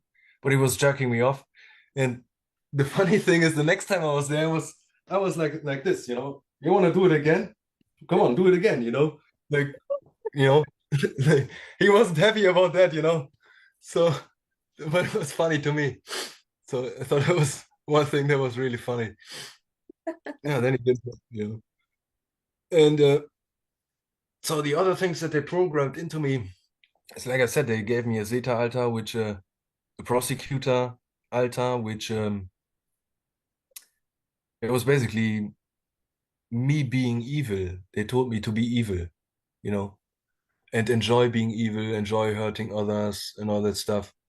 And at that point, I the end of the programming, I really didn't want to be there anymore, and I told them I don't want to be here anymore.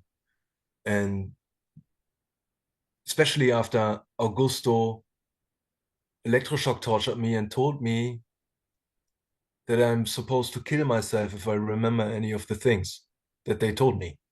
And I immediately, when I was back in my body, I remembered that and I was really pissed off. Like, I'm not gonna help you motherfuckers at all anymore. Fuck all of you. And I just focused on really having the intent to tell them to fuck off. And I don't want to be there anymore and I don't want to help them anymore. So the next time I was there, I told them that, I don't want to be here anymore. And Augusto told me, yeah, well, then you only have to say it. You only have to say it. You don't want to be here anymore. And yeah, I don't want to be anymore. And then he made me repeat something like in lawyer speak, where I had to declare my free will. And I did. I don't want to be there anymore. Fuck all of you. And the times before that, they programmed me to, like I said, they programmed me to kill myself, if I remember. And they programmed me that my eczema is supposedly to get really bad, if I remember. And I even think that they programmed me to be allergic to cannabis, so I can't self-heal, so it doesn't help me self-heal. So yeah, I told them I don't want to be there anymore, and the Illuminati guy was really pissed off. He took a really big knife and stabbed me in the heart, stabbed me dead, and it really hurt. Like it really hurts, like in real life, like being murdered in real life. Like somebody takes a big knife and rams it into your chest. That's what it feels like. Uh, And you had said before we got on here, whenever we were talking about those allergies, that it's not your full system that's allergic to these things, it's those no, it's specific just one alters, altar. right? Yeah. Yeah, it's one of my altars which is allergic. So I just have to watch out not to be in that altar and they can smoke weed. That's good. That is So, good. and a few nights later, they still, I think, before or after that, they put me in a clone and two people held me down, and they made me drink some black liquid, and was like, I think they made an Android version. Like they keep these clones around, they keep my clones around. They program clones, my beta, my theta, my chi. They keep them around, running around, doing stuff, using them as whatever, without me being in them because they're already programmed um, by the neuronal pathways that I programmed basically into them in the fresh clone, and then they can give them commands and have them do stuff. So they basically turned one of my clones into an android. I think it's like this nanite was like a black nanite goo, which killed me in the clone, but they kept the clone as an android, basically doing I don't know what. I don't know what. And the other, for example, they kept the version of they kept a Zeta Alta version of my clone, and they tried to put me in the clone 2 or 3 times. But I saw, and the clone was totally evil. It was programmed to be totally evil, and it was always around reptilians and shapeshifters, and just it's all about being evil, like really evil. Yeah, we're gonna be so evil. We're gonna be this evil and that evil, to the point they would put me in the clone, and my soul wouldn't stick. My clone will walk away, and my soul would just float here. It just didn't stick at all. Like it didn't stick. So it's just that spirit doesn't stick to evil. It's not something that spirit sees itself in. There's no part of spirit in evil beings. It's not around. It doesn't give a shit. It's not. It just doesn't stick. And the other time it's now we come to the body snatchers. Ooh. They the so they that this being, the other clone, they also held me down, and nah, I have to screen share this. Where is it? So two people held me like really tight. I remember that they held me in my arms really, really tight. And then this being came, one of these beings, I think with red scales, and it shot something, little thing out of its head, which goes into the eye. It really hurts. Went into my left eye, wrapped around my left eye, killed me in my body. And I think they tried to put me in the clone once again, and I really saw there's also completely evil. Like this evil fucking being, which then goes on to pretend to be the original person or another person in that sense. Usually, I guess without clones, they just kill a person and it takes it over. So it takes over this clone. Me and a clone kills me. And that was after I told them I don't want to be there anymore, and they basically let me go. Didn't It didn't really interact with the Illuminati anymore. And this clone, body snatcher clone,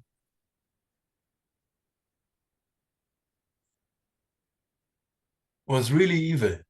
And he tortured me with like electromagnetic targeting technology when I was laying in my bed, and tried to kill me. Like he literally tried to give me a heart attack, and some higher beings came to me and sealed me in my body, some beings from God, like 2 or 3 times, and tried to kill me, to the point that my Zeta Alta and my Theta Alta, I could observe my Theta and my Zeta Alta talking to each other and saying, "This is enough.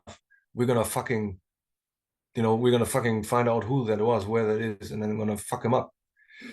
So they went out of my body together, and basically they also took my Beta Alta because they asked my Beta Alta if he wants to come too. So basically, my Beta, my Theta, and my Zeta Alta left my body in my soul and went wherever this body snatcher was. And that was crazy.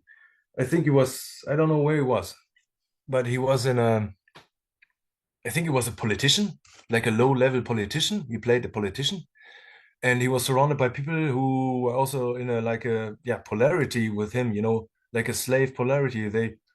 They would just believe every fucking lie that he tells them. He makes up lies and narratives which with he could control these people, and these people, they would just believe every lie that he would tell them.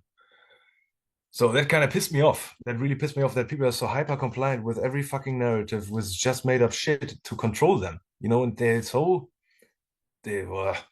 And this body snatcher guy, I told him, I went into his body and I told him, I mean, I can kill people. They used me to kill people remotely, and I really scared him. I scared him. I told him, if he doesn't stop targeting me, then I'm gonna fucking kill him, and I really meant it. My Zeta Alter told him, you're gonna die, if you don't stop. And I really meant it. And to the point that this guy started to cry.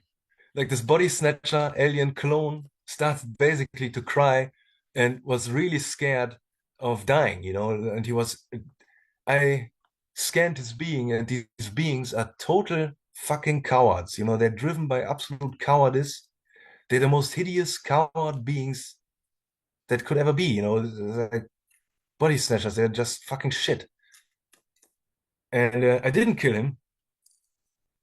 And I remember on the way back that my beta alter was like, oh, was it a good idea to tell him that I'm going to kill him? And my zeta alter told my beta that it was a really good idea to tell him that I'm going to kill him, because I will, If this ever happens again, I'm going to fucking kill him. I'm going to just make him drop dead. I don't give a shit about him. Like, I hate these beings. I hate them, there's no being that I hate more than these motherfucking beings. And if anything, they all have to die. Because they're already dead people. They already stole a person. They already killed the original person, Like, they're in clones too, but they also do it to real people. And the real people who then are really dead, Just a lizard thing pretending to be them, walking around, being completely fucking retarded. And yeah, he started to cry and he was begging for his life. That was really wild. So yeah, then the targeting stopped. Didn't do that anymore, and I didn't do anything. I didn't have to do anything. Wow. Did you draw Yeah. this too? Hmm? Is this No, I found it. It's I think from Donald Marshall, who's an Illuminati whistleblower. He okay? talks he talks about them a lot because he's in the underground bases too, for a long time, and he met a lot of these beings there. And he saw some who had black scales, and some have red scales of these kinds of beings. And I think, the ones with red scales, like it's completely red here. They have these, they really do have this claw-like fucking hands and these fucking disgusting eyes. They just look like shit, It's just absolute shit. It's just disgusting. And they're evil as shit. And they're like raping and torturing people. It's just absolute shit. Yeah. No. So when I was not in the bases anymore, I still like had problems with this reptilian, this reptilian always coming to me, talking to me. And in the end, I I just learned, to completely, I mean, I can't force a reptilian to shut the fuck up, but I can force myself not to listen, and just shut my ears, and I just don't hear anything anymore, just not listening anymore. And I would just sit there neutrally while he was talking to me, and I learned that if I do that, then I gain the energy that the reptilian is wasting on talking to me. So I would actually have a really refreshing night, and I would wake up and have a lot of energy from this reptilian talking to me, because I would just gain the energy that he would waste talking to me. I would just gain it. So after that, I don't think he really wanted to show up again, because they don't want to lose the energy, because they only do that often. They only do it when they see a chance to deceive you, and if you're not letting yourself be deceived, then it's useless and it's a waste of energy. It's like giving me their energy for free. Why would they do that? They're not they're clever and they're not that retarded, you know.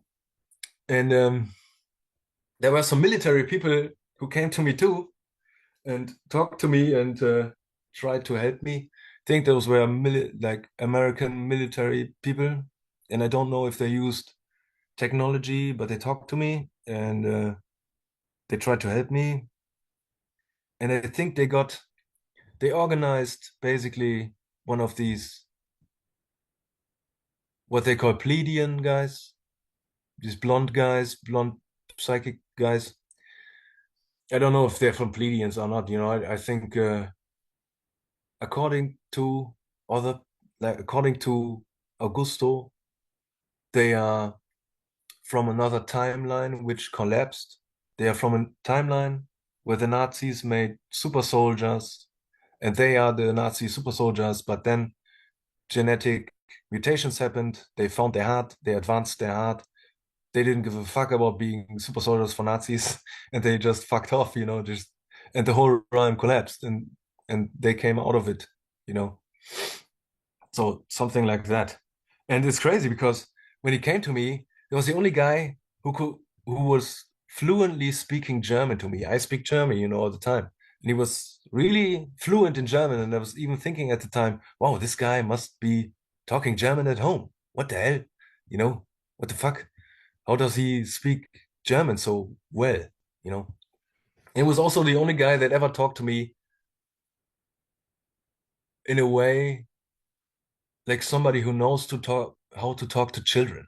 He talked to me on he was nice and he had a nice intent. Usually people were not very nice when they have a nice intent, and people are very nice when they don't have a nice intent. So this was good, really good. He was really nice. He came to me like 3 or 4 times and he told me, yeah, Niklas, I have this plan, you think this is a good idea. I'm gonna come with you to the reptilian and you're gonna tell him that you don't want to have anything to do with him anymore and that it's against your free will that he's has anything to do with you know. So we did that, we went to the reptilian, Ober Draco being, and I told him, I don't want to have anything to do with you anymore, just leave me alone.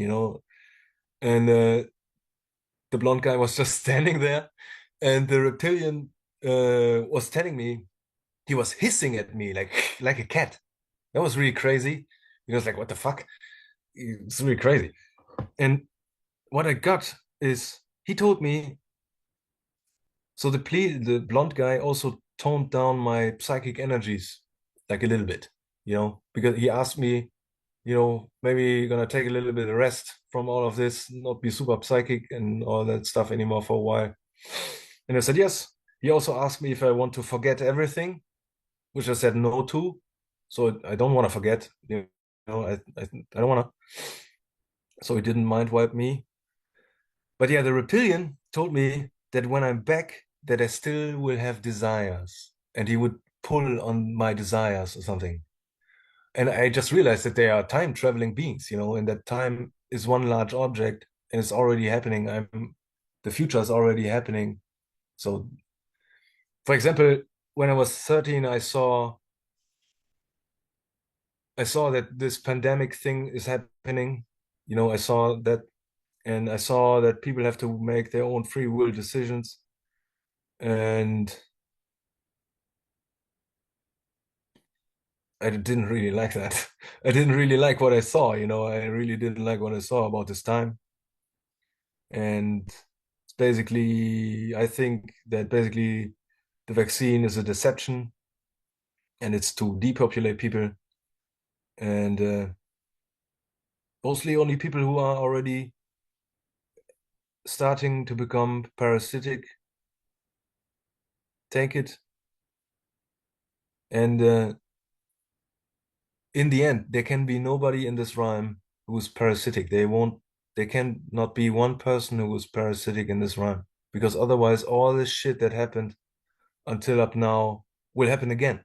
You know, only, like I said, only beings with a pure heart can come out of this rhyme. Otherwise, they turn into child-eating monsters, basically. So that's not so good. That's why I think they did that. And they didn't want me until recently, I didn't remember that. Like only after everyone made their decision regarding taking the vaccine or not taking the vaccine was I allowed to remember it, because even the higher beings, want everyone to make their own free will decision.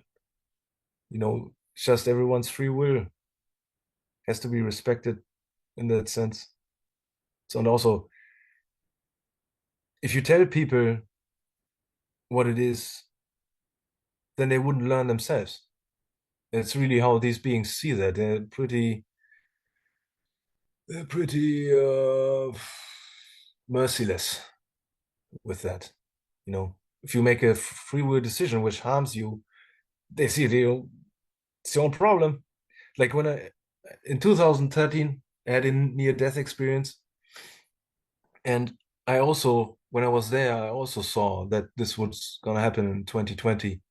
So it was 2013, and I asked them, why does this happen? Come on, why does this have to happen?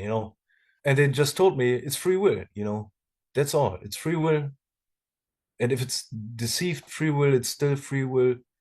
You have to not believe the lies before you harm yourself. It's just you have to figure it out yourself. You cannot believe lies. It's just not allowed, and giving into fear is also not allowed. It's not something. They don't have compassion with people who are in fear. I know that we always, have compassion with each other when somebody is fear, but they don't, because it's the first step into becoming an evil being, is basically believing fear and being manipulated by fear. And well, then if that's so, then they can just make something up, to scare you, and just it's basically mind control, and they don't want that to happen. You know, fear-based agendas are always lies.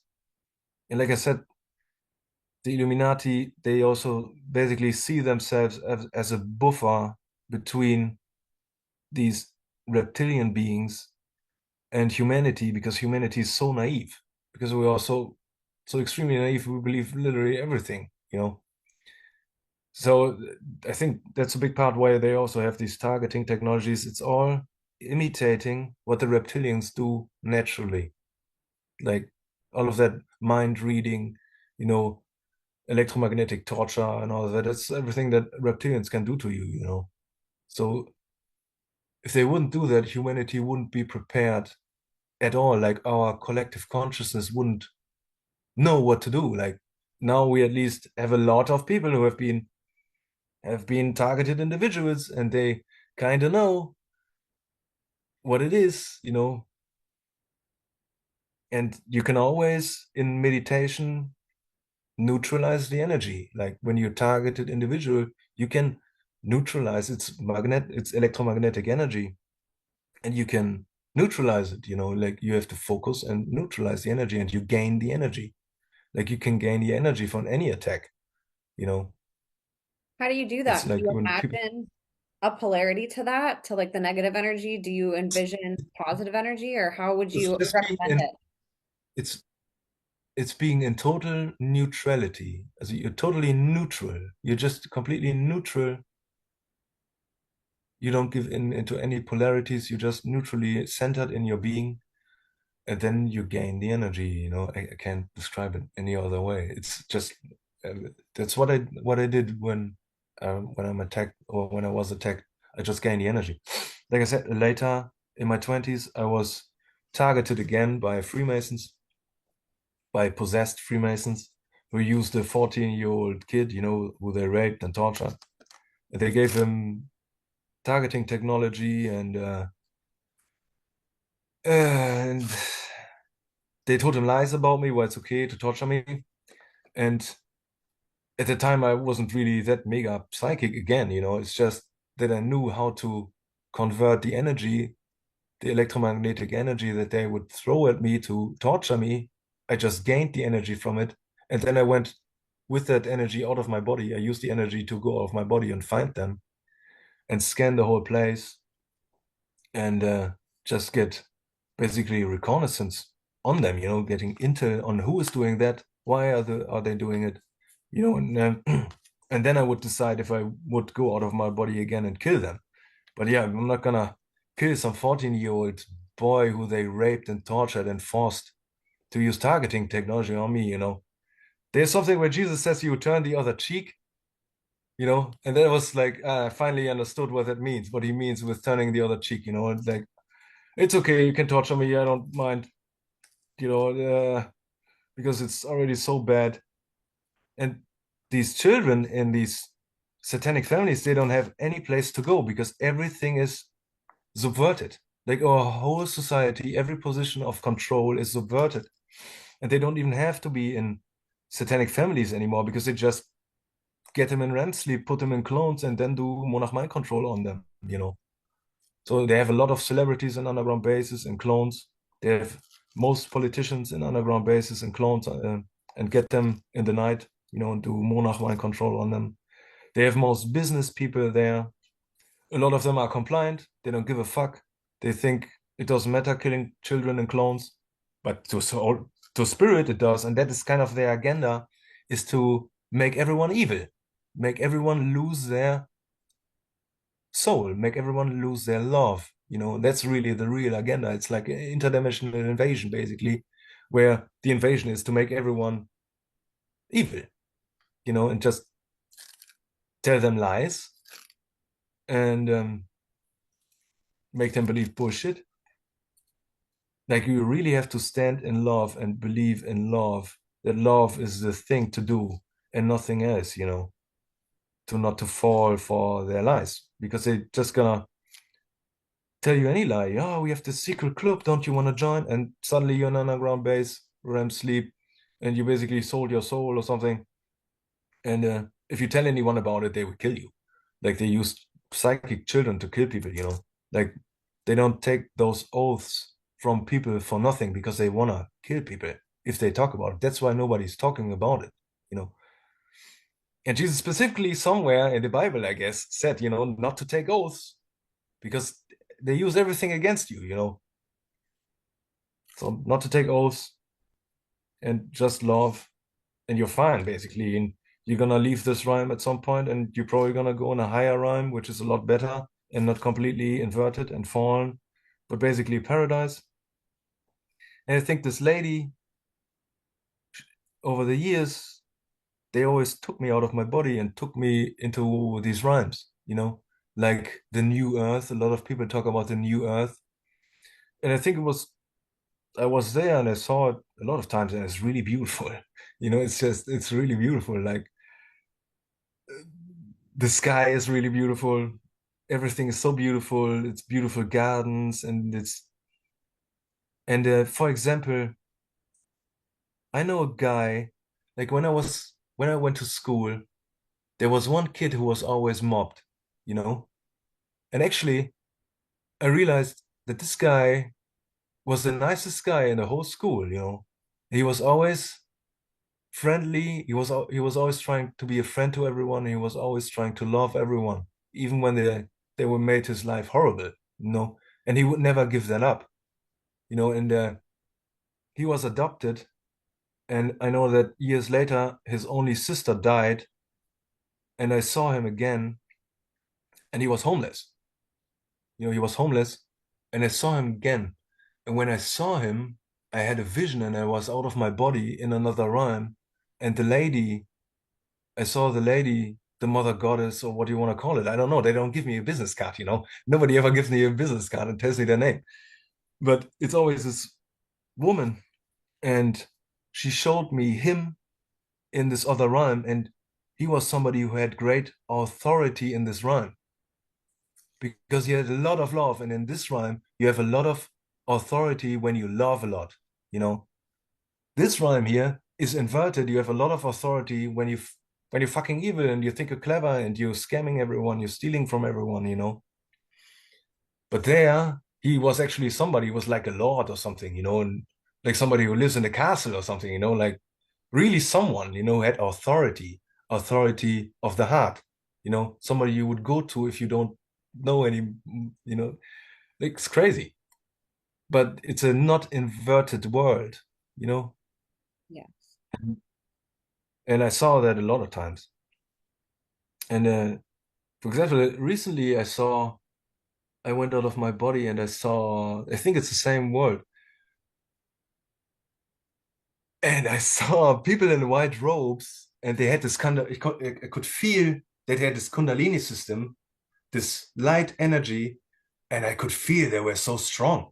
It's almost like bodybuilders, like they had spiritual bodies, but they were like bodybuilders. They were really jacked.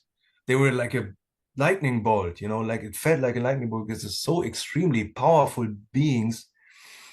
And the only thing they wanted to talk to me about is about love, and the only thing it was about love. And the craziest in this rhyme was that they were talking to me and they had white robes on, and I could feel the presence of God in the sky.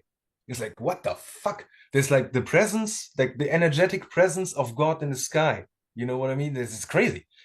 It's like just unexpected to experience something like that. So that was really nice. Yeah, yeah, I have a lot of experiences like that. And so one thing, the near-death experience, which I had in 2013.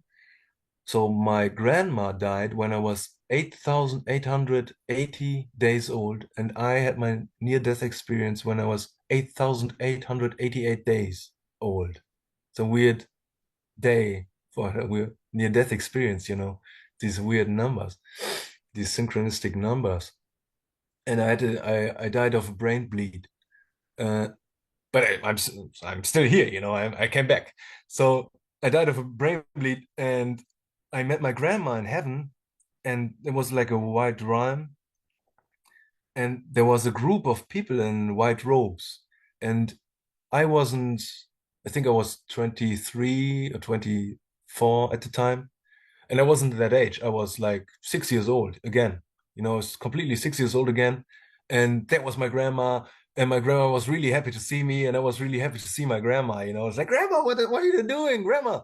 And it's like, Niklas, you know, nice to see you. And she looked so good. She looked younger, like I almost didn't recognize her because she looked so good, like it's my grandma, she's 80 years old. She looks like a grandma, like, and there she looked really, really good and young.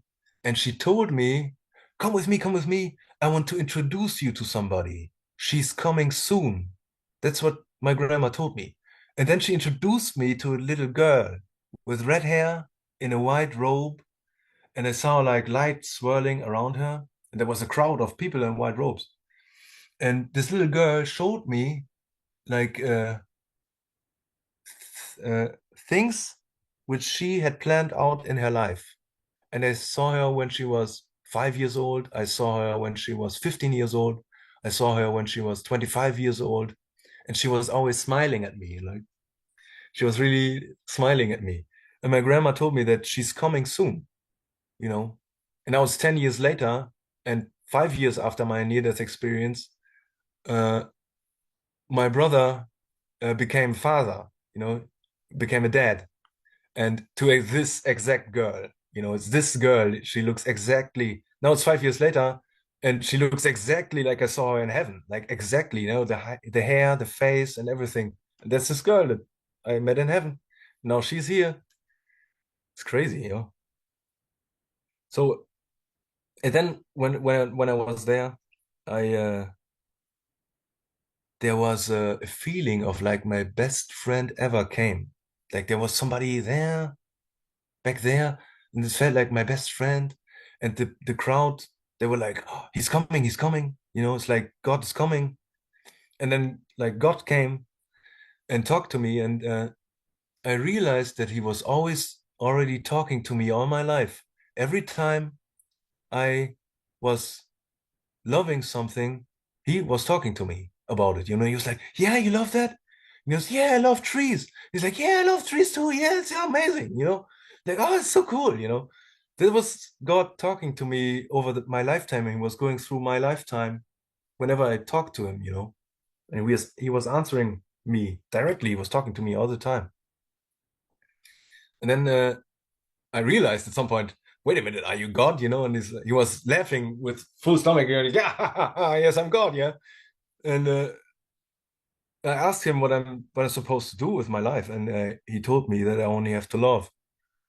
And then he turns into a woman, and he showed me where we were all born, and he she she showed me where we were before we came here, before we came, like way before we ever came here. We were all together as one vibration, and we all had the intent to love. We all were singing the intent to love in vibration. We were vibrating the intent to love. You know, I remember you were there. I remember everyone was there, and I felt everyone was there. You've been there too. Like you were, and that's, I don't know, that we are God's intent to love. So that's what I really understood. And after that, they put me, so I went back to Earth.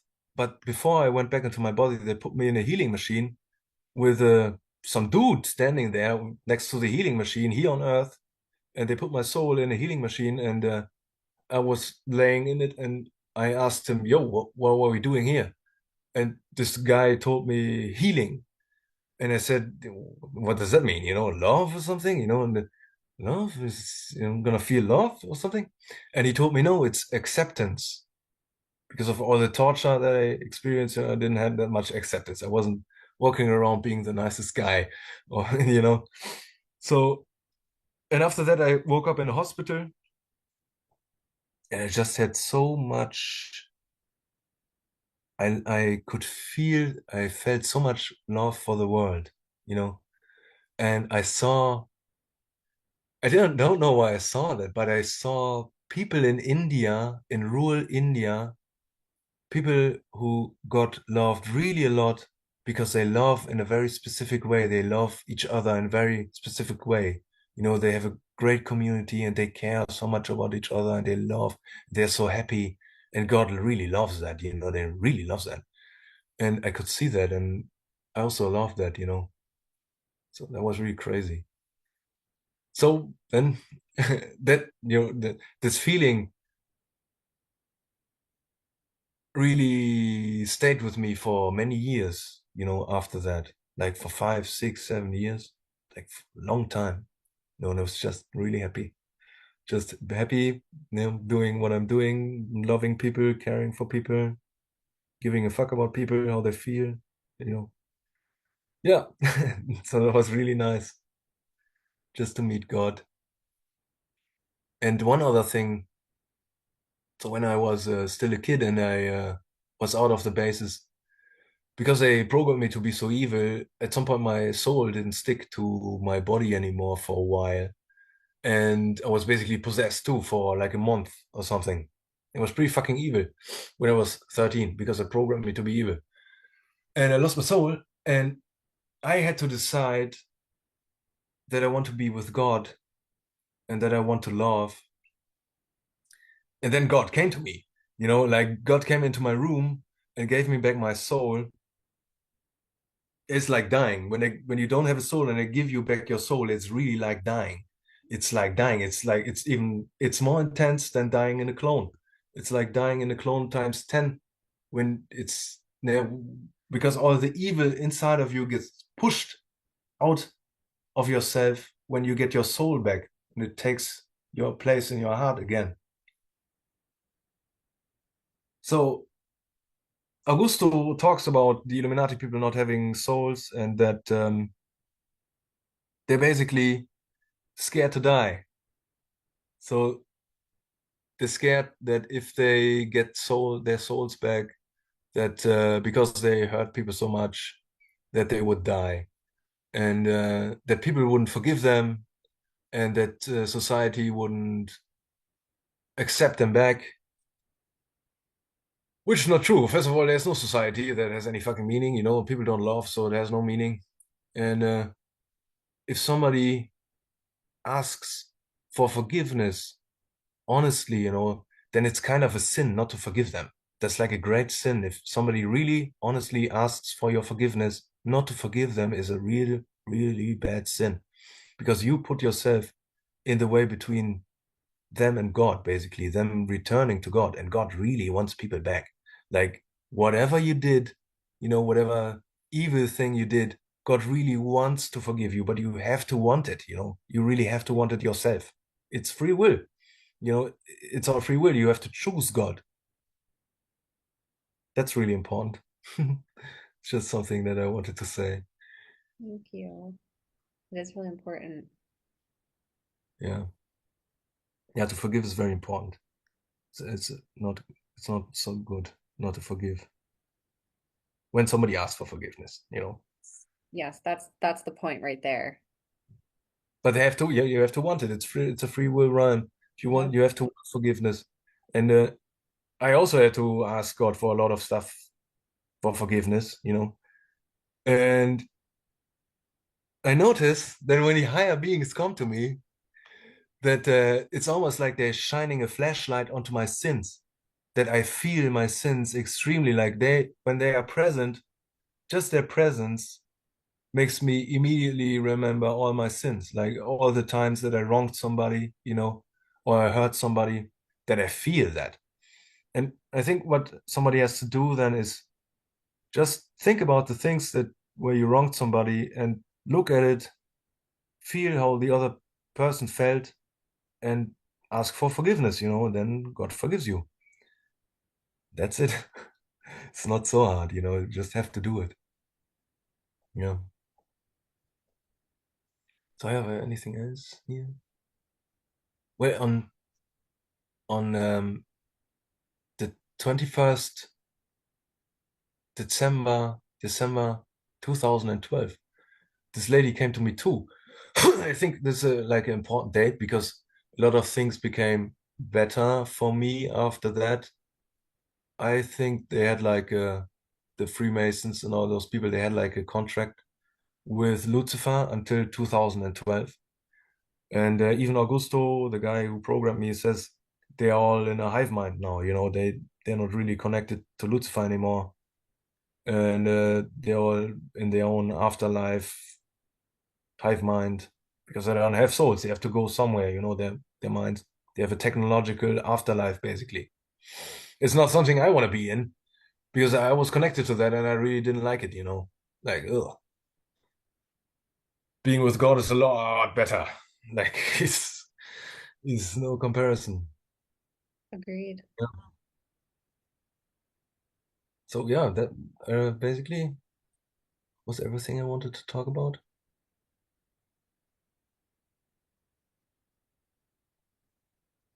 That was phenomenal. Oh my gosh, you have so much memory recollection and so many different just aspects of your story that are really fascinating. You experienced a lot in that Yeah. realm. And it's interesting. I did an interview recently. It hasn't come out yet. It'll come out early in March, but I interviewed a woman who speaks on behalf of autistic children who are nonverbal that go into this realm, essentially, psychically.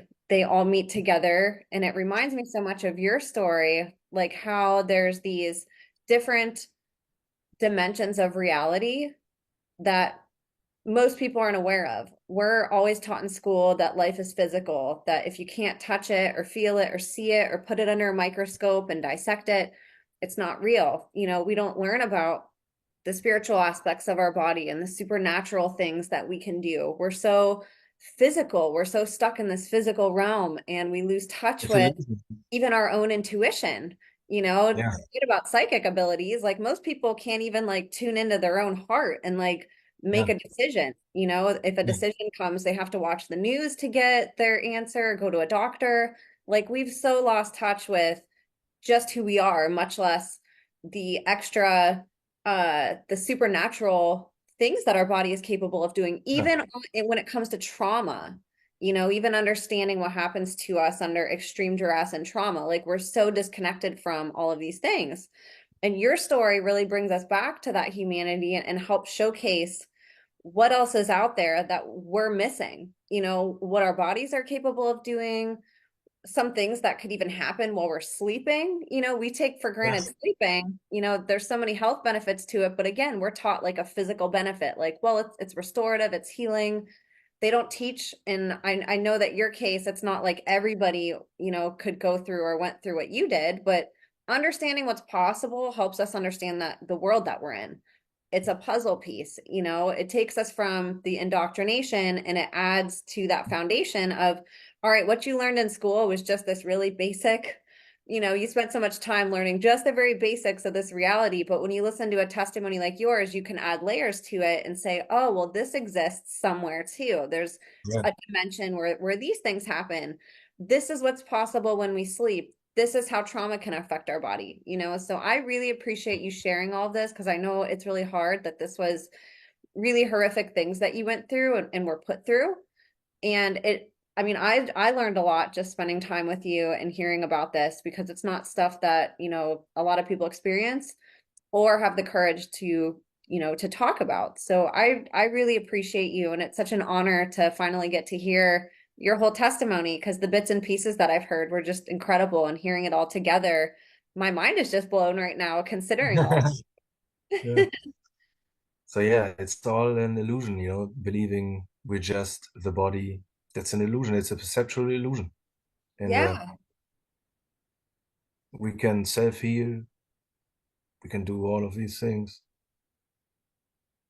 Speaking of healing, would you mind just talking for a minute about like what if there's somebody out there who went through something like you did, what were some things that helped you heal from it? Or just some tips? And it doesn't have to, obviously, everybody is different. I'm not saying that what worked for you would work for everybody, but what were some things for you that helped that people can maybe add to their toolbox? Just having compassion with yourself. And like what the higher beings told me this 3 times breathing in, 1 time breathing out. I think that was 4 times, but yeah, you know, that really helped me a lot. And just having compassion with what happened to yourself, a part of yourself. I think a lot of people talk about, when a part of their soul returns when they do trauma healing. That's all what it's about, that a part of yourself is supposed to return and you're supposed to be whole again, and not gonna have multiple personality disorder forever because I want to be whole. I want to be myself again. And all my alters kind of know that they have to dissolve back into me. So, and your alters, they don't disappear, it's a part of you. It's not really people's alters always think that they're gonna die or something. That's not what it is. It's returning to wholeness, to oneness, and pure happiness and peace. So that can happen. Yeah, yeah.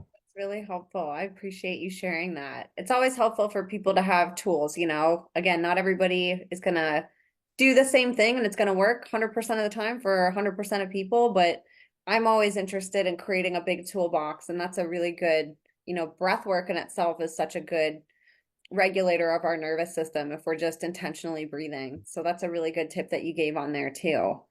And you recently started speaking out about this, and I'd love for you to talk a little bit about that journey. And then also, you created a Twitter account where I know you're not divulging every detail, but you're on there, you're pretty active, you are posting some things and starting to get some of your story out that way. So I'd love for you to talk about sort of where you're at right now, your online presence, and then sort of what's next. I don't know. I think I'm gonna make a channel myself and talk about a few things. You There's should. more stuff, more experiences and more insights to things. And if anybody had similar experience like I did, like I want to know who was there and Dulce with me, who were all the children who were there and died with me, is because some of them probably were real and some of them were in clones, and I want to know who they were, you know. So if anybody's out there and had similar experience, you can always come to me and talk to me on Twitter at Nick the Monarch and just write me a DM. I'm very happy to talk to you. Yeah, And here's your yeah, I Twitter. am. There he is. I'm so excited for this because you were going under an alias for a while and you just finally uh created recently a non-anonymous account where it's actually you. So Yeah. that is Nick, N-I-K, the Monarch. Nick the Monarch. And I'll have that listed in the show notes for you guys. Oh I yeah. encourage you guys to go support and follow. I'm such a big advocator. Advocator, is that a word? Advocate on people supporting survivors. I think, there's strength in numbers. There's always enemies that don't want people like you speaking out, Nick. So being able to and having And I know people this. follow you and support you, it gives you an army behind you. It lets people know that, hey, like we have this person's back, we hear them, we support them, and it's a big deal for you to have an army. This is exactly what you should have always had, people protecting you and putting their foot down when somebody is attacking or abusing, and we have to do that for each other because like you said, the government's not going to protect us, the world isn't going to protect us. We have to protect each other and we have to be really Yeah, firm it's with only our us. boundaries. It's literally only people who love, and the rest is parasitic people, as sad as it is, that they have their own problems, and to be honest, they have to do it themselves. Everyone, it sounds harsh, but everybody has to do it themselves. You have to love. You have to definitely love. Find something that you love to do. And if you love at all anything, that will already help you. And heal you too. So, and I know there's a lot of people out there who were there in clones and have been mind wiped and don't remember. And I also know that between 2025 and 2030, almost everyone will remember the MK Ultra. Like this whole thing is gonna break away because humanity is going into higher awareness in general. Everyone is gonna be more aware within and without of everything of themselves, and so there's gonna be a lot of people who've been in these underground bases who have suicide programming right now, and they're gonna have a really hard time remembering everything that happened to them. So yeah. So if you need any help, you can always talk to me. Yes, and you're so Love to responsive. talk You're to so you. kind. You're such a bright beam of light. Like you have such great energy. So I hope people connect and go support you. Again, I'm gonna have his Twitter information below. That way you guys can all go follow. Is there anything else that you wanted to say today before we start closing up?